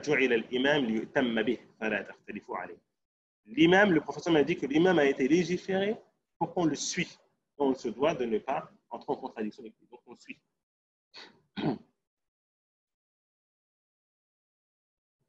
Quel est l'avis entre l'imam Ahmed et l'avis du madhab? Non.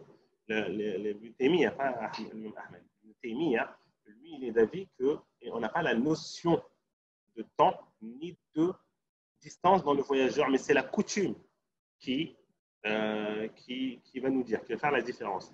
Si nous, chez nous, par exemple, d'aller du 78, par exemple, jusqu'au 77, entre nous, ce n'est pas considéré comme un voyage. Une personne a dit, je vais aller dans le 77, je dois aller je ne connais pas de ville, je ne connais que Marne-la-Vallée, je dois aller à Marne-la-Vallée. Est-ce que cette personne a dit, ah, qu'Allah Azzawajal te préserve, bonne route, tu es en voyage? On dit non. Donc, dans notre coutume, même si la distance peut être plus de 80 km, dans notre coutume, ce n'est pas un voyage. Donc, dans ce cas, ce n'est pas considéré comme un voyage. Alors, encore une fois, j'évoque beaucoup d'avis, beaucoup de points, mais je veux vraiment que vous suivez. Hein, j'essaie de répondre aux questions. Et des fois, les questions sont en rapport directement avec l'école juridique Hanbali. Donc, on peut avoir une sorte de complication au niveau de la compréhension. Bien sûr, lorsqu'on va débuter les cours, on sera axé sur l'école Hanbali. D'accord? Là, c'est vraiment pour répondre aux questions. Vraiment pas vous. Donc, le voyageur, il faut qu'on a la distance et on a le temps. D'accord? Donc, ça, c'est la notion et les informations à retenir.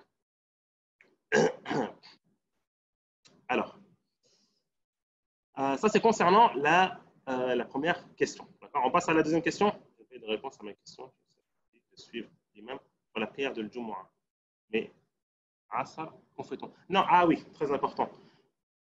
On n'a pas le droit, lorsqu'on prie le Jumu'ah, on n'a en aucun cas le droit de rassembler le Jumu'ah à l'Asr.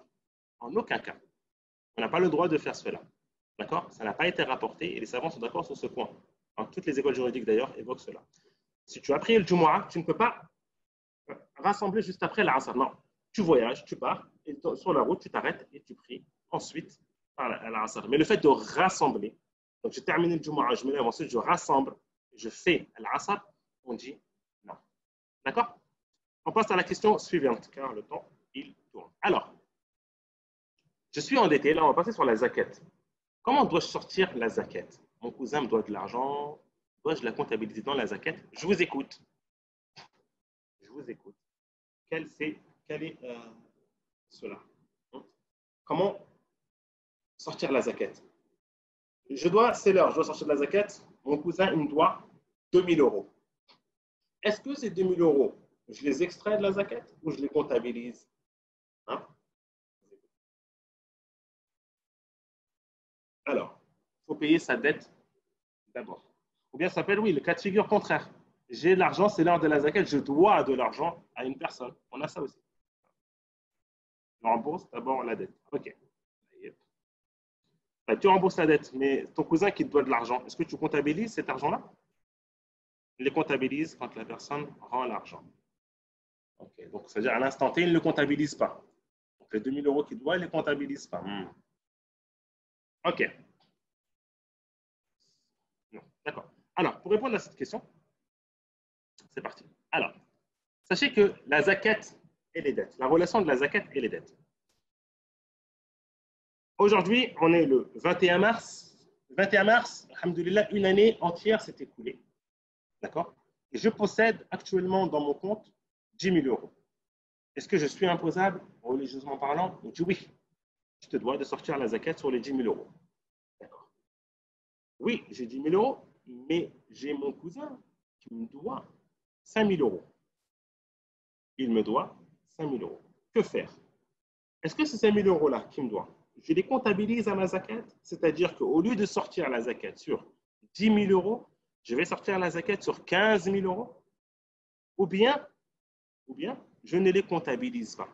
Je dis non, je ne comptabilise pas cet argent, je l'extrais et je sors seulement uniquement la zakat sur les 10 000. Pour répondre à ces questions, on dit que la personne qui a la dette, ton cousin, il est face à deux cas de figure. Soit, un, il a la possibilité de rembourser. C'est qu'une question de démarche. Hein. C'est qu'une question d'attendre que mardi, que la banque elle ouvre pour faire le virement. C'est qu'une question d'attendre que la fin du mois, il reçoit le virement, le paiement. C'est qu'une question que un de ses clients lui solde une facture. Il est dans la capacité de le rendre. Il te dit, je n'ai aucun problème. Ces 5 000 euros, je vais te les rendre. Mais que dans, par exemple, une semaine, le temps que et toi, tu dois sortir la zakat maintenant. Est-ce que tu les comptabilises? Ça, c'est le premier cas. Ou bien ton cousin, il peut être dans le cas de ne pas avoir la possibilité de rembourser. Il te doit 5 000 euros, il est dépassé, il est endetté. Son entreprise ne marche pas. Il a d'autres dettes envers d'autres personnes. D'accord? Son salaire qu'il touche ne lui suffit pas. Il est dans un cas difficile. D'accord? Avec le confinement, il a dû laisser son activité quotidienne. D'accord? Il n'a pas l'argent. Est-ce que dans ce cas, tu comptabilises ou pas? D'accord? Alors, pour le premier cas de figure, s'il a la possibilité de rembourser, on comptabilise l'argent. Donc, les 10 000 euros que j'ai, je ne vais pas sortir l'argent zakat sur 10 000 euros, c'est tout, non. Je vais comptabiliser les 15 000. Je vais dire, je dois sortir 15 000 euros, et bien je sors 2,5% de ces 15 000 euros-là. Oui, mais les 15 000 euros, je ne les ai pas sous la main, j'ai que 10 000 euros. On dit oui, tu ne les as pas sous la main, mais tu vas les avoir. Le fait que tu vas les avoir, tu sors la zakat sur les 15 000 euros. D'accord? Tu fais ton calcul, tu divises par 30, c'est plus facile, par 40, excusez-moi. Tu prends 15 000 et tu divises par 40, c'est plus facile à avoir le résultat. Ça te fait directement les 2,5% de cet argent-là que tu dois sortir et donner en zakat. Dans le deuxième cas de figure, si ton cousin est dans un cas vraiment difficile, et qui n'a pas la possibilité de te rembourser, des fois, mes très chers frères et sœurs, ce cas de figure, ça peut être de l'argent qui est bloqué. Tu n'as pas fiscalement, juridiquement parlant, tu n'as pas la capacité de débloquer cet argent-là. Ça peut être un cas de figure comme ça. Tu n'as pas la capacité, si ce n'est que dans 10 ans, par exemple. Est-ce que lorsque tu sors l'argent dans l'instant T, tu comptabilises? On dit non. Dans 10 ans, quand tu vas toucher l'argent, est-ce que tu sors la zakat? Oui. C'est un autre cas de figure. Donc, le cousin, le pauvre cousin qui n'a pas d'argent, qui n'a rien du tout, qui ne peut pas rembourser, là, tu ne comptabilises pas. Donc, tu sors la zakat sur quoi? Tu sors la zakat sur... donc là, on a dit comptabilise dans le montant de la zakat, et là, à ne pas comptabiliser dans le montant de la zakat. Donc, tu sors la zakat seulement et uniquement sur les 10 000 euros. D'accord? Bon, bien sûr, on ne peut pas faire un cours complet sur la zakat, car c'est un cours qui est assez long. C'est un chapitre, malheureusement, que beaucoup de musulmans ignorent. Malheureusement. Beaucoup de musulmans sont imposables et ne savent pas qu'ils sont imposables. Oui, ils savent qu'ils sont imposables au niveau de l'impôt de l'État, mais ils sont imposables religieusement parlant, mais ils ne savent pas. Ils ne savent pas, c'est-à-dire qu'ils ignorent. Et ça, c'est une ignorance. On n'est pas excusé. On se doit d'apprendre. Ça fait partie des obligations. D'accord? Alors, d'accord, vous avez compris? Je reviens vite fait au chat voir les questions qu'il y a eu par rapport à cette question. Mais il faut calculer le cours de l'or pour sortir la zakat. Alors, oui, encore une fois, on ne peut pas faire un cours détaillé sur la zakat. Est-ce qu'on prend l'or ou on prend l'argent? En sachant que le cours de l'or est beaucoup plus élevé que l'argent. Ça, c'est une des questions où les savants ont divergé. D'accord? Et certains disent qu'on prend ce qui est plus profitable aux pauvres. D'accord? Donc, ils regardent, eux, les pauvres. Le pauvre, ce qui est plus profitable pour lui, c'est de prendre l'argent, excusez-moi, le gramme d'argent. Et à partir de 595 grammes d'argent, on est imposable. Le gramme d'argent est aux alentours de 1 euro. Donc, si j'ai 595 euros et que cet argent-là, une année entière s'est écoulée et j'ai toujours eu ce seuil, je suis imposable, c'est sûr que c'est beaucoup plus profitable pour les pauvres. D'accord? Contrairement à l'or. L'or, on se doit d'avoir 85 grammes d'or pour être imposable. Le gramme d'or tourne aux alentours des 40 euros. Donc, il faut que j'ai plus de 3 000 euros pour être imposable. C'est sûr que ça, ce n'est pas avantageux pour les pauvres. D'autres savants, non, regardent et disent qu'on prend l'or, car l'or, c'est ce qu'il y a de plus fiable. C'est ce qu'il y a de plus fiable. D'accord? Donc, on prend l'or. Encore une fois, ça, c'est une question où les savants ont divergé. Et pour sortir de la différence, bien sûr, il est recommandé de prendre l'avis de ceux qui se basent sur l'argent. Mais si une personne s'est basée sur l'or, elle n'est pas blâmable. On ne peut pas blâmer. Et encore une fois, cette question-là, ce n'est pas une question qui se posait avant. Parce qu'avant, on avait l'or en soi. Hein,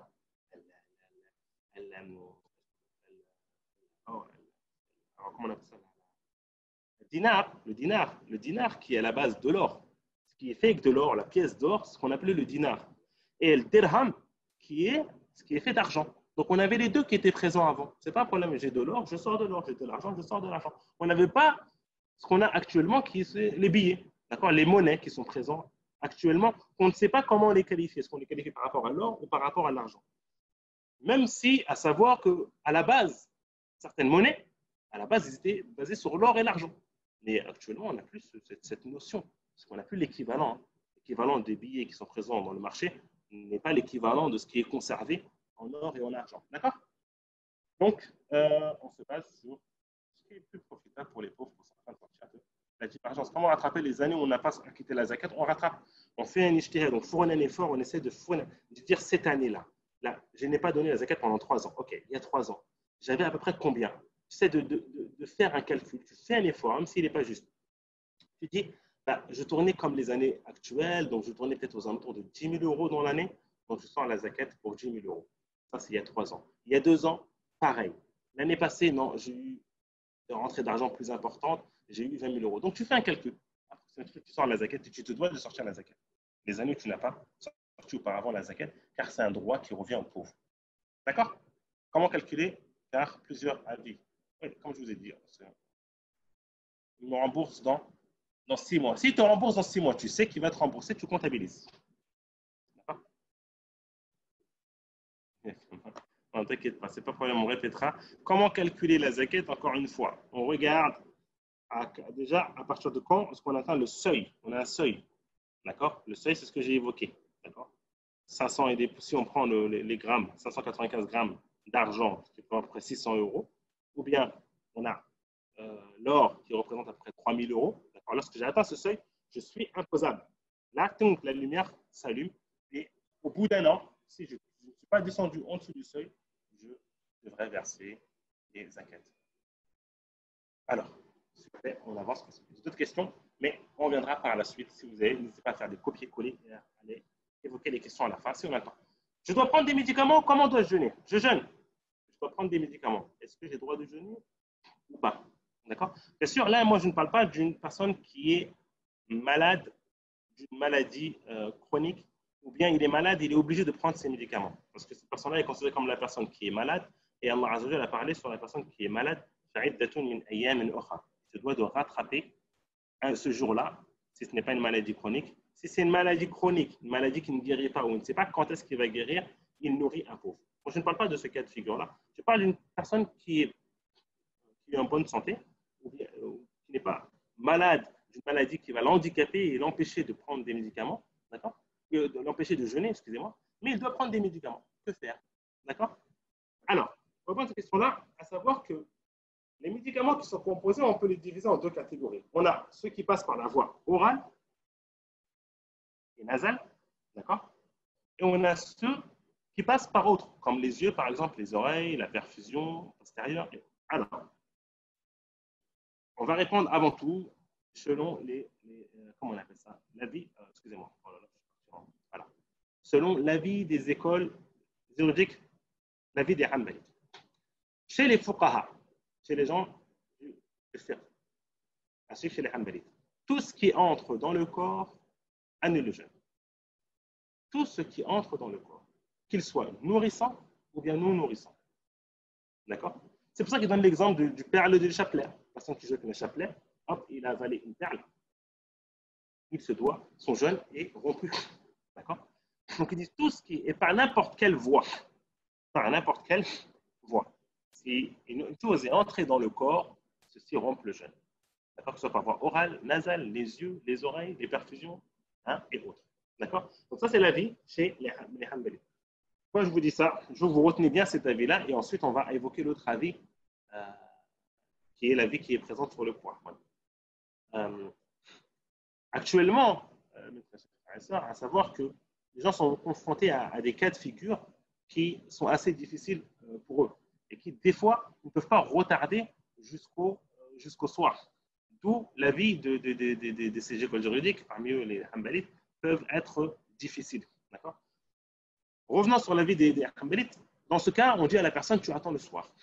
Tu attends le soir pour prendre tes médicaments, tu attends le soir pour faire ta perfusion, tu attends le soir pour profiter, pour pouvoir faire cela. D'accord? On a d'autres savants, mes chers frères et sœurs contemporains, parmi eux, les savants qui sont Hanbalites, qui invoquent l'avis que je vous ai évoqué là sur votre écran, qui sépare entre la voie orale et nasale et autres. La voie orale et nasale est une voie qui emmène à l'estomac, qui dirige vers l'estomac. C'est pour ça que le prophète dans un hadith, il a dit quoi? Exagère dans l'inspiration de l'eau, durant les ablutions, sauf si tu es en état de jeûne. Pourquoi? Car si tu es en état de jeûne, le nez est un conduit qui emmène à l'estomac. Donc les savants ont dit que la bouche et le nez sont des conduits qui emmènent à l'estomac, et de ce fait, ça rompt le jeûne. Toute chose, si on consomme un médicament par la voie orale ou nasale, ça annule les ablutions, d'où les pchits, les sprays qui sont mis dans le nez. D'accord? Ensuite, ils disent non, quant aux yeux, les oreilles, hein, ou les perfusions, je ne parle pas des perfusions nourrissantes, hein, simple perfusion, ou le postérieur, ce sont des voies qui, à la base, ne sont pas utilisées, ce ne sont pas à la base des voies orales, des voies qu'on consomme, excusez-moi, ce ne sont pas à la base des voies qu'on consomme, qu'on utilise, hein, pour consommer. Donc, ils disent que si la personne doit utiliser des médicaments, bien sûr, on conseille toujours de ne pas l'utiliser, de retarder, mais si elle l'utilise non, enfin, les yeux, par exemple, ou les oreilles, ils disent qu'elle a le droit. Qu'elle a le droit. Ils ne font pas la notion de retrouver le goût dans la gorge ou pas. Pourquoi? Ils disent car ce conduit, ce voie, est un moyen qui n'est pas utilisé à la base.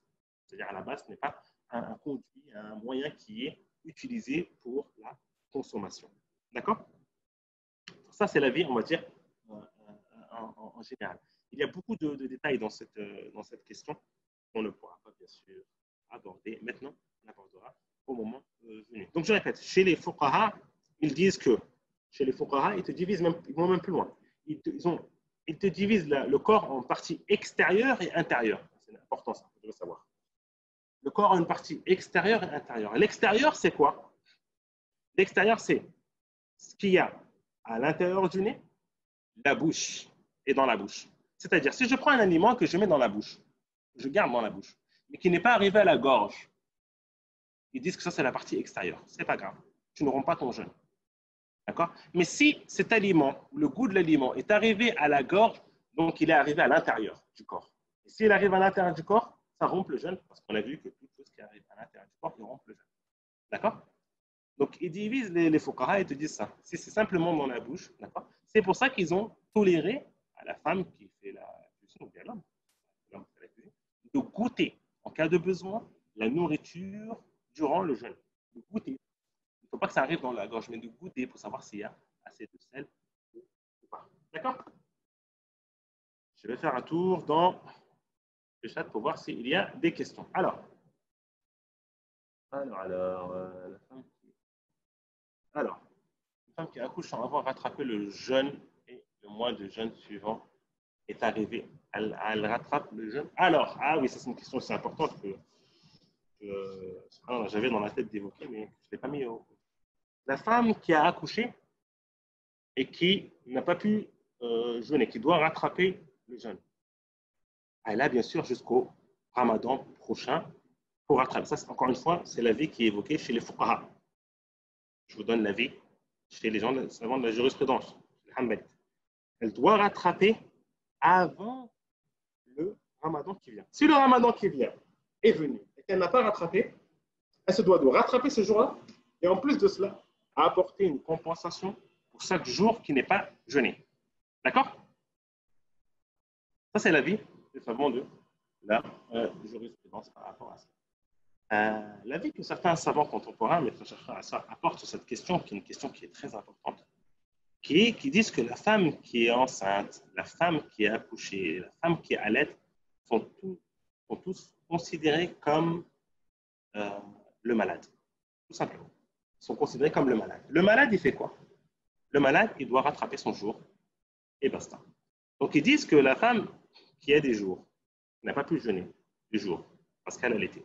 Elle n'a pas pu jeûner des jours parce qu'elle était enceinte. Elle n'a pas pu jeûner des jours parce qu'elle venait d'accoucher et que le ramadan suivant est venu. Ils disent, est-ce qu'elle doit compenser? Ils disent non. Elle doit tout simplement apporter ce jour-là, rattraper ce jour. Mais sur ces questions, il y a énormément d'avis sur cette question. Certains savants disent qu'elle doit apporter tout simplement une compensation. Elle n'a pas besoin de rattraper ce jour-là. D'accord? Ça, c'est un avis aussi qui est évoqué. Mais c'est que elle est considérée comme une personne qui est malade. C'est l'avis contemporain. Les écoles juridiques, c'est quoi? Si le ramadan prochain est venu, on se doit, en plus de rattraper ce jour-là, apporter une compensation. Alors, l'asthme, voilà, la personne qui est asthmatique. Alors, ça, c'est une bonne question. Pour la personne qui est asthmatique et qui utilise la ventoline, est-ce que ça annule le jeûne ou pas? Ça, c'est une des questions que les savants contemporains ont abordées, parce que ce n'était pas une question qui était présente avant. Et ils ont regardé le rôle de la ventoline. Qu'est-ce qu'elle fait, la ventoline? La ventoline, elle fait quoi? Ça diffuse ce produit qui va dans les poumons. Ça ne va pas dans le conduit digestif et ça va dans l'estomac. Ils ont dit non, ça va dans les poumons. À partir du moment où ils disent ça va dans les poumons, ils disent que la personne qui jeûne, elle peut l'utiliser, mais attention, elle l'utilise bien sûr en cas de besoin. Ce n'est pas que ce soit un réflexe. Elle l'utilise en cas de besoin, en cas de jeûne, elle peut l'utiliser. Peut-il décaler la prise de médicaments? Oui, son médecin le tolère. Si son médecin il voit que de décaler la prise des médicaments, c'est un problème pour sa santé, dans ce cas-là, il est considéré comme le malade et il ne jeûne pas. Alors, si c'est du sucre, si c'est pour nourrir, ils disent non. Si c'est la perfection, si la perfusion, si la perfusion elle est nourrissante, d'accord? Et ça, les médecins ils le savent, les infirmiers aussi. Dans ce cas-là, c'est pas bon. Allez. Prise de sang. La prise de sang, est-ce qu'on peut faire la prise de sang durant Le jeûne, pour ça, on va l'aborder aussi après. Mais durant le jeûne, rapidement, certains disent que c'est comme la hijama, donc on n'a pas le droit. Allez. Je n'ai pas de mahram, est-ce que je peux effectuer le hajj? On passe à la question suivante. Je n'ai pas de mahram, est-ce que je peux effectuer le hajj? Je vous écoute sur le chat. Je n'ai pas de mahram, je n'ai pas du tout de mahram. Un mahram, c'est quoi? Mahram, c'est soit le père, le frère, le fils, l'oncle paternel, l'oncle maternel, hein, le grand-père. Donc c'est le père, et ce qui est plus haut, le grand-père, et c'est l'enfant, et sa descendance, hein, le petit-enfant, hein, et autres. Il dit ça dépend de l'âge. 45 ans. Alors l'âge, ça bien sûr, c'est une condition administrative. Hein, c'est les autorités saoudiennes qui l'ont mis. Hein. Alors, encore une fois, nous, on va répondre tout d'abord concernant l'avis chez les Hanbalites. Alors, les conditions afin que le Hajj soit une obligation, on a les conditions suivantes chez les Hanbalites. Être musulman, bien sûr, parce que en France, c'est pas valable. Responsable, c'est la personne qui est pubère et qui a la raison. Qui est pubère et qui est dotée de raison. D'accord? Deuxièmement, le pubère, donc c'est la puberté, elle est manifestée par plusieurs signes, c'est soit la présence du sperme pour les hommes, la présence des poils autour du pubis, avoir atteint l'âge de 15 ans, et pour les femmes, c'est les menstrues. D'accord? Être en capacité de se rendre à la Mecque. Cette capacité, ça peut être financière, d'avoir l'argent, il faut avoir l'argent, et physique. On peut être malade et ne pas avoir la capacité de se déplacer. Et la quatrième condition que les savants hanbalites ont ajoutée est d'avoir un mahram. La femme qui n'a pas un mahram, ce n'est pas une obligation. Ça veut dire quoi? On a une femme, par exemple, elle a dans son compte bancaire 300 000 euros. Est-ce qu'elle a la possibilité? Elle a une bonne santé sportive, alhamdoulilah, elle a la bonne santé. Est-ce que c'est une obligation pour elle d'aller faire le hajj? Elle a 300 000 euros sur son compte. Elle peut payer le hajj, à elle et plusieurs personnes. Est-ce que c'est une obligation? Une question importante. On dit que si on pose la question à cette femme qui a 300 000 euros sur son compte, as-tu un mahram ou pas? Elle dit oui, j'ai un mahram. J'ai mon mari, j'ai mon père, j'ai mon frère, j'ai mon fils, j'ai le choix au niveau du mahram. On dit dans ce cas, si tu as le choix au niveau du mahram, tu te dois, c'est une obligation, toi de payer le hajj pour toi et pour le mahram. Pourquoi?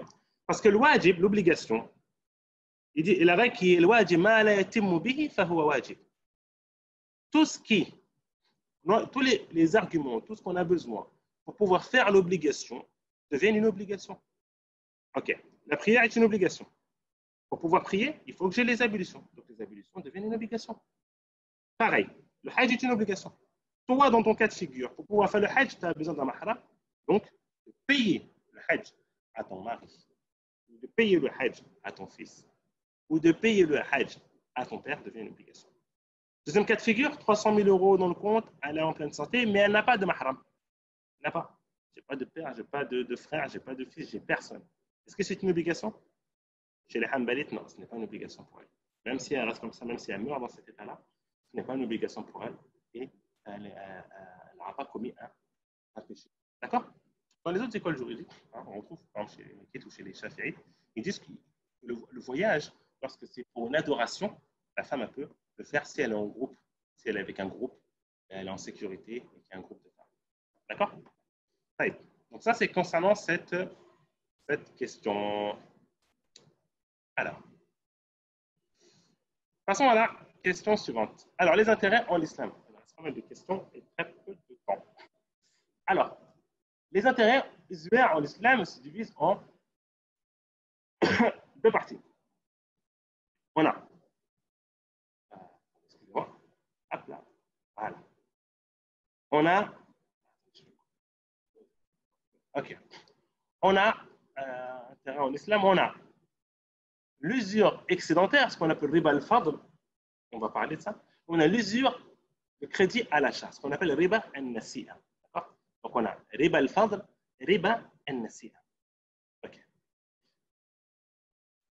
Quelle est la différence entre les deux? Comment aborder cela? Tout de suite, on va faire. Alors, premièrement, le riba, l'usure excédentaire, le riba al-fadl. C'est quoi ça? Riba al-fadl, c'est concernant des produits bien précis. où les savants, enfin, des produits bien précis, on va dire non, concernant, ça touche des catégories bien précises. Voilà, on va être précis. À savoir que les savants, mes très chers frères et sœurs, sont d'accord à l'unanimité que 6 produits, il y a le riba dessus. Ces produits-là, c'est quoi? On a l'or, excusez-moi, l'argent, le sel, date, l'orge et le formant. Je vais vous expliquer par la suite quelle est la forme de riba dessus. D'accord?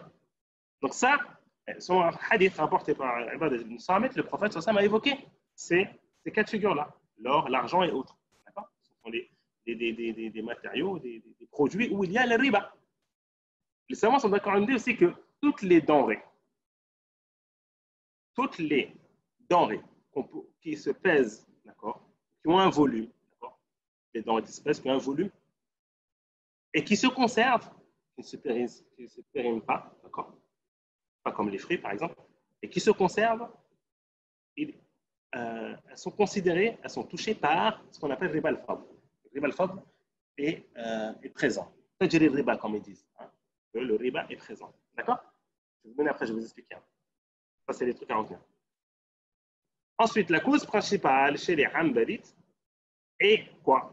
La cause principale de tous les produits, des aliments où il y aura un riba, c'est soit la valeur, et la première cause, c'est la valeur, l'or et l'argent. On a les euros, par exemple, les euros, est-ce que c'est une valeur? On dit oui, les euros, c'est une valeur. Donc, il y a riba dans les euros. Okay? Les francs CFA, est-ce que c'est une valeur? On dit oui. Donc, il y a riba dans les francs CFA. L'or, est-ce que c'est une valeur? On dit oui. Donc, il y a riba dans l'or. L'argent, est-ce que c'est une valeur? Oui. Et deuxièmement, tout ce qui est quantifié, poids ou volume. Ah. Bon, c'est vrai qu'il y a énormément d'avis, encore une fois, sur cette question-là. Nous, on va s'arrêter sur l'avis des Hanbalites. Tout ce qui est quantifié, poids ou volume. Donc, on fait référence par rapport au riz. Le riz, par exemple. Est-ce que le riz est quelque chose qu'on peut quantifier? Oui, ça a un poids. D'accord? Donc, il y a riba dessus. OK? Le couscous est quelque chose qu'on peut quantifier? Oui. Comment on appelle ça? Zit, j'ai oublié les mots. Donc, toutes ces choses-là où on peut quantifier par un poids ou un volume chez les Hanbalites, il y a riba. Je vais vous donner maintenant des cas de figure bien précis, comme ça, vous allez comprendre. Avant cela, il y a la règle que si le produit est d'une même catégorie. Alors, on a vu que le cas de l'or, je prends de l'or, comme j'ai évoqué la dernière fois. J'ai de l'or 24 carats et j'ai de l'or 18 carats. Je souhaite échanger l'or. Je souhaite échanger 100 grammes d'or 24 carats contre 500 grammes d'or 18 carats. Est-ce que je peux? On dit non, tu n'as pas le droit. Pourquoi tu n'as pas le droit? Parce que ces produits-là sont d'une même catégorie. Je ne dois de respecter la quantité et que ça se fasse de main à main. Si je veux changer l'or, il faut que je change les 100 grammes par 100 grammes et que ça se passe de main à main. Ça veut dire quoi de main à main? Moi, je viens demain, par exemple, on va prendre le cas de femme, une soeur, elle vient voir sa copine, elle lui dit voilà, j'ai 100 grammes de 18 carats à te changer contre 100 grammes de 24 carats. 24 carats. Elle dit oui, il n'y a pas de problème. Je viens d'assister à un cours sur MyDars qui évoquait qu'on avait le droit d'échanger. Donc, tiens, les 100 grammes des 18 carats et tu me donneras les 24 grammes demain, quand je passerai te voir demain récupérer telle ou telle chose. Est-ce qu'on a le droit? Ça? Dans le chat. Est-ce qu'on a le droit? Est-ce qu'elle a le droit de dire tiens, je te remets les 100 grammes. Attention, c'est 100 grammes, 100 grammes. 100 grammes 18 carats, 100 grammes 24 carats. Je te remets maintenant les 100 grammes, mais je ne vais pas le prendre maintenant, les 100 grammes de 24 carats. Je repasse demain les récupérer. Est-ce qu'on a le droit? Ah, il y en a qui disent oui. Il y en a qui disent non. Beaucoup disent non. J'ai respecté le gramme. On dit qu'on n'a pas le droit. Pourquoi on n'a pas le droit? Parce que, encore une fois, quand c'est de la même catégorie, de la même famille, on doit respecter la quantité et on a le taqabud aussi. C'est le fait que ce soit de main à main. On n'a pas le droit de dire demain. Pourquoi? Parce que c'est de la même famille et les deux produits sont des produits où il y a riba. D'accord? Les deux produits sont des produits où il y a riba. Donc, je ne peux pas dire je te laisse ça et je repasse le lendemain. D'accord? Mais s'il s'avère que, dans le deuxième cas, que le produit n'est pas de la même catégorie.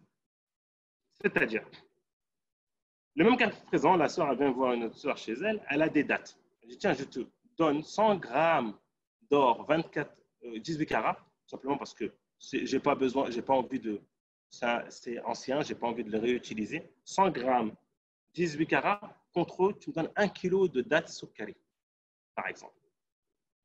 OK? Est-ce que c'est la même catégorie? Est-ce que l'or est la même catégorie que les dattes? On dit non.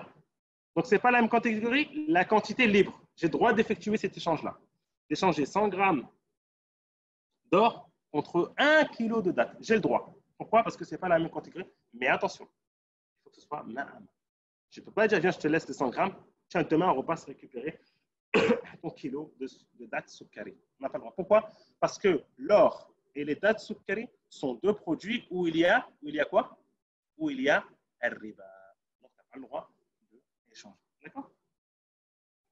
Si maintenant, une personne elle vient avec de l'or, 100 grammes d'or, 18 carats, et elle veut acheter avec ça à une personne un livre, Zad al-Ma'ad, à une personne. OK. Est-ce qu'elle a le droit de faire l'échange de 100 grammes d'or contre 4 volumes de livres d'Ibn al-Qayyim? Je vous écoute. Est-ce qu'on a le droit? Ou pas? Non, on n'a pas le droit, là. C'est ridicule. Oui, mais il faut qu'on respecte le ma'ama. Alors. Là, dans ce cas de figure que j'ai bien évoqué, on a le droit d'échanger les 100 grammes d'or au livre. Parce que le livre, les 4 volumes, ce ne sont même pas quelque chose qui se pèse. Les 4 volumes, ce n'est pas quelque chose qui se pèse. Donc, dans aucun avis, dans toutes les écoles juridiques, dans aucun avis, il te dit que tu n'as pas le droit. Tu as le droit d'échanger et tu as le droit de dire, je te remets les 100 grammes d'or et je récupère le livre après. Pourquoi? Parce que le livre, ce n'est pas un produit où il y a riba. Parce que ça ne se pèse pas.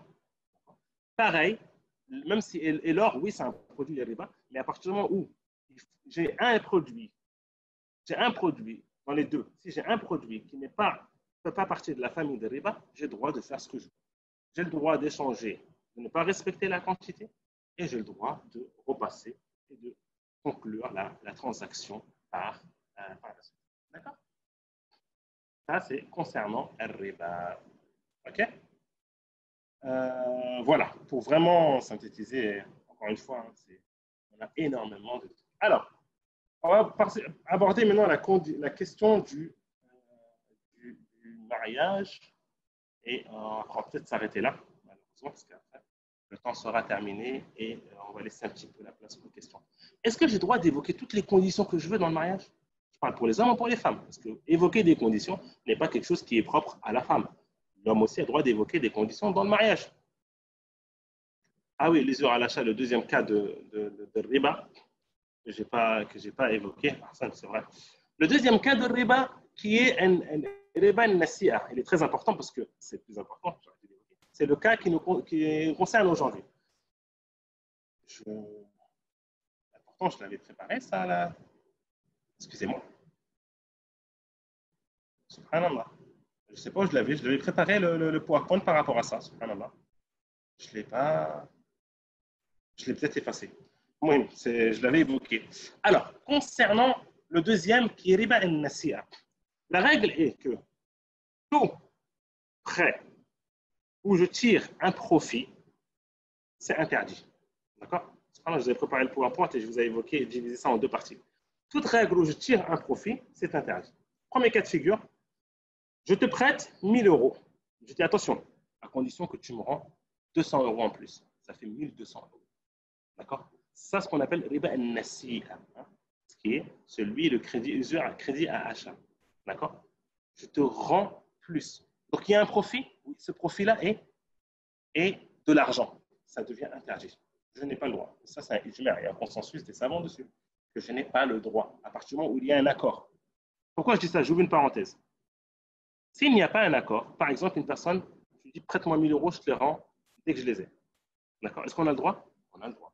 C'est la personne, alhamdoulilah, elle a récupéré les 1000 euros et elle a souhaité récompenser cette personne qui l'a aidé dans cette situation difficile. Elle lui a rendu 1100 euros. Elle dit, tiens, 100 euros en plus parce que tu m'as aidé et tu étais là, tu étais présent. Est-ce qu'on a le droit, ça? Je vous écoute. Est-ce qu'on a le droit, ça? Est-ce qu'on a le droit de rendre plus? Oula, il y a beaucoup de vie là. Oh là là. Tout le monde dit oui. Oui. Alors, est-ce qu'on a le droit? Oui, on a le droit. On a le droit de rendre. Hein? Et ça, ce qu'on a. Le Nabi Sossam, il l'a fait, ça. Le Nabi Sossam, il l'a fait. D'accord? C'est afin de récompenser la personne. Mais attention, il ne faut pas qu'il y ait un accord. D'accord? Il ne faut pas qu'il y ait un accord. Ou bien la personne qui prête, elle se dit, ah, je vais prêter à lui parce que je sais que lui, c'est un bon et à la fin, il va me rembourser plus. Ça devient interdit. D'accord? Donc là, si je te prête 1000, tu me rends 1002, c'est interdit. Pourquoi? Parce qu'il y a un profit. Ça, c'est une des formes de profit. Mais attention, il y a une autre forme de profit que beaucoup de gens ignorent. Par exemple, moi, je sais pas, un cas de figure bien précis. Une personne, un frère, il a un restaurant. Et il a besoin d'argent. Il a besoin que je lui prête 10 000 euros. Moi, j'ai dit, tiens, je vais lui prêter 10 000 euros parce que je sais qu'il a un restaurant et je sais que quand je vais lui prêter les 10 000 euros, je vais tout le temps manger à l'œil. Tout le temps, je vais manger à l'œil. Quand je vais venir, c'est à l'œil. Je sais ça. D'accord? Donc la personne, elle a prêté les 10 000 euros. C'est quoi son intention? Elle a fait un prêt pour avoir en retour un profit. Certes, ce profit, ce n'était pas de l'argent parce que le frère va lui rendre 10 000 euros. Mais il y a une autre forme de profit qui se présente qui va manger à l'œil. D'accord? Ça devient interdit et ça devient du riba. Tout prêt qui, derrière, appelle à un profit, c'est du riba aussi. Et ça devient interdit. D'accord? Donc ça, ce sont les deux formes pour résumer rapidement le deuxième cas. Excusez-moi si on a un peu bâclé à la fin. Puis-je évoquer toutes les conditions dans le mariage? Alors, les conditions dans le mariage, on les divise en 3 catégories. Ça, c'est important de connaître ça. Avant tout, le prophète sallallahu dit dans le hadith, ça c'est pour apporter l'importance, pour rappeler l'importance des conditions. Les conditions qui méritent le plus d'être appliquées sont celles qui ont été faites lors de ce qui a rendu licite les relations intimes. Il veut dire par là, le prophète sallallahu que l'une des conditions qu'on doit le plus respecter, c'est les conditions qui ont été évoquées dans le mariage, par lesquelles est rendue licite cette femme-là. Donc ça, c'est un point important à ne pas jouer avec. Le nous rappelle de ne pas jouer avec. Donc, les conditions, on a quoi? On va les diviser en 3 catégories. On a la première catégorie, on a les conditions valables. C'est-à-dire la condition, elle est valable, qui n'annule pas le contrat. Elle est valable en soi, la condition, et elle n'annule pas le contrat. D'accord? Comme quoi? Comme le fait de ne pas habiter dans telle ou telle ville. La femme a dit, par exemple, d'accord, j'accepte le mariage, mais à condition que je ne vis pas, qu'on n'habite pas dans telle ville. Ça, c'est une condition que la femme a droit de faire. Ou l'homme, il dit, voilà, j'accepte le mariage, mais j'ai une condition, moi, dans le mariage, c'est qu'on ne vit pas dans telle ou telle ville. D'accord? Ça, c'est une condition qu'on a le droit de mettre en pratique. Cette condition, elle est valable et elle n'annule pas le contrat. Compris? D'accord? Il y a d'autres formes aussi de trucs. Certains disent, par exemple, je mets en condition de ne pas habiter dans tel ou tel appartement, dans telle ou telle maison, hein, avec telle ou telle personne. On peut mettre des conditions comme ça. Ce sont des conditions qui sont valables. OK. Deuxième cas de figure, on a les conditions qui invalident. Cette condition-là, elle est invalide et elle annule aussi le contrat en même temps. La condition, elle est invalide, mais la présence de cette condition, elle rend le contrat caduc. C'est quoi? Il dit c'est comme le mariage qu'on appelle shirar. Le shirar, c'est quoi? Une pratique qui était présente avant qui est interdite. Une personne a dit je te donne ma sœur pour femme à condition que tu me donnes ta sœur pour femme, par exemple. Je te donne ma fille pour époux à condition que tu me donnes ta fille pour épouse. Ça, c'est ce qu'on appelle les shirar. Et ça, c'est interdit. Si la personne dit oui, j'accepte cette condition-là, la condition, elle n'est pas valable et le contrat, il est zéro. Il n'est pas valable. D'accord? Ensuite, on a aussi ce qu'on appelle le troisième cas de figure, qui est la condition, elle est invalide en soi, mais elle n'annule pas le contrat de mariage. La condition, elle est invalide, mais elle n'annule pas le contrat de mariage. Il dit comme le fait que le mari, il met en condition de ne pas verser une dot. Il dit voilà, on va se marier, mais à condition que je ne te verse pas de dot.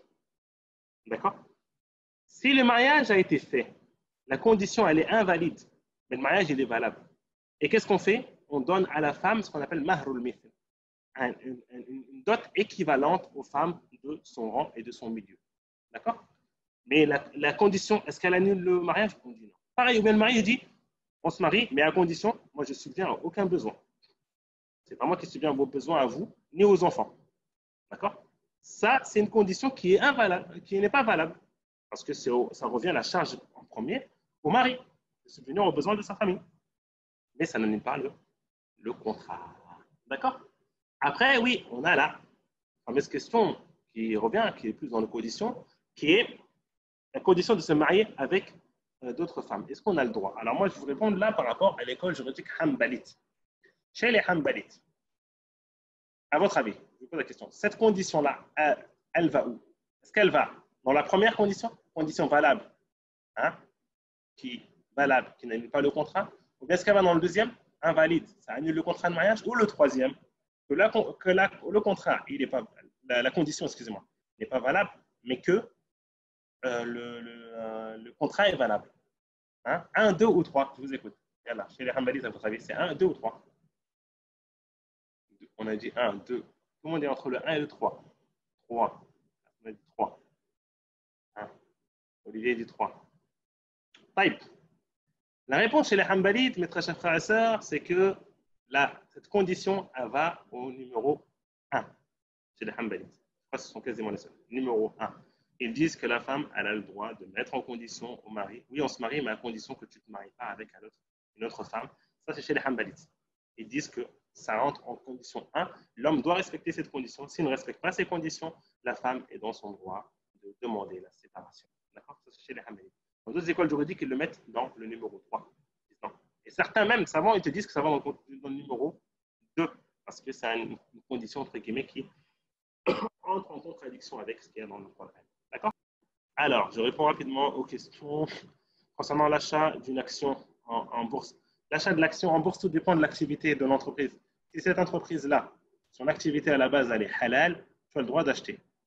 Parce qu'acheter des actions en bourse, c'est tout simplement faire partie de cette entreprise. Si ce n'est pas le cas, tu n'as pas le droit. D'accord? Les savants saoudiens contemporains sont considérés comme Hanbalites. Les savants saoudiens contemporains, non, ils ne sont pas tous considérés comme Hanbalites, même si à la base, ils sont Hanbalites. Ils ne sont pas tous considérés comme Hanbalites. On a Cheikh Uthaymin, qui est Hanbalite, mais il a beaucoup d'avis où il ne suit pas l'avis Hanbalite. Et il a le droit, vu qu'il a atteint le degré de l'ijtihad. D'accord? La troisième condition, vous ne voulez pas comprendre, la troisième condition, c'est quoi? C'est je mets une condition, d'accord? Parce que pendant le mariage, regarde, on a la condition et le mariage, le contrat de mariage. Tu mets une condition, cette condition-là, elle n'est pas valable. Mais est-ce qu'elle a effet sur le contrat de mariage? On dit non. Le troisième cas, non. Elle n'est pas valable. L'homme qui dit je ne donne pas de dot à ma femme, c'est une condition qui n'est pas valable. OK. Si la femme, par ignorance, elle accepte, est-ce que ça annule le contrat de mariage? On dit non. Le contrat de mariage n'est pas annulé. On n'est pas obligé de dire on refait le mariage, elle a le tuteur, il est témoin, et ceci et cela. Non. On dit le mariage, il est présent. Votre mariage, il est pas, même si vous avez consommé. Le mariage, il est valable. Même si vous avez des enfants. Le mariage est valable. Vous n'étiez pas dans le haram. Mais tu te dois de lui verser à elle une dot, une dot exemple. Vous allez avoir aussi en replay tous ces cours, Inch'Allah. On a un frère qui travaille dessus. Patientez, ça demande un peu de temps, des fois 2-3 jours de délai. Vous allez avoir cela. Et avec cela, on s'arrête là. Wallahu a'lam wa sallallahu ala nabiyyina Muhammad wa ala alihi wa sahbihi ajma'in. Wa barakallahu fikum. Assalamu alaikum.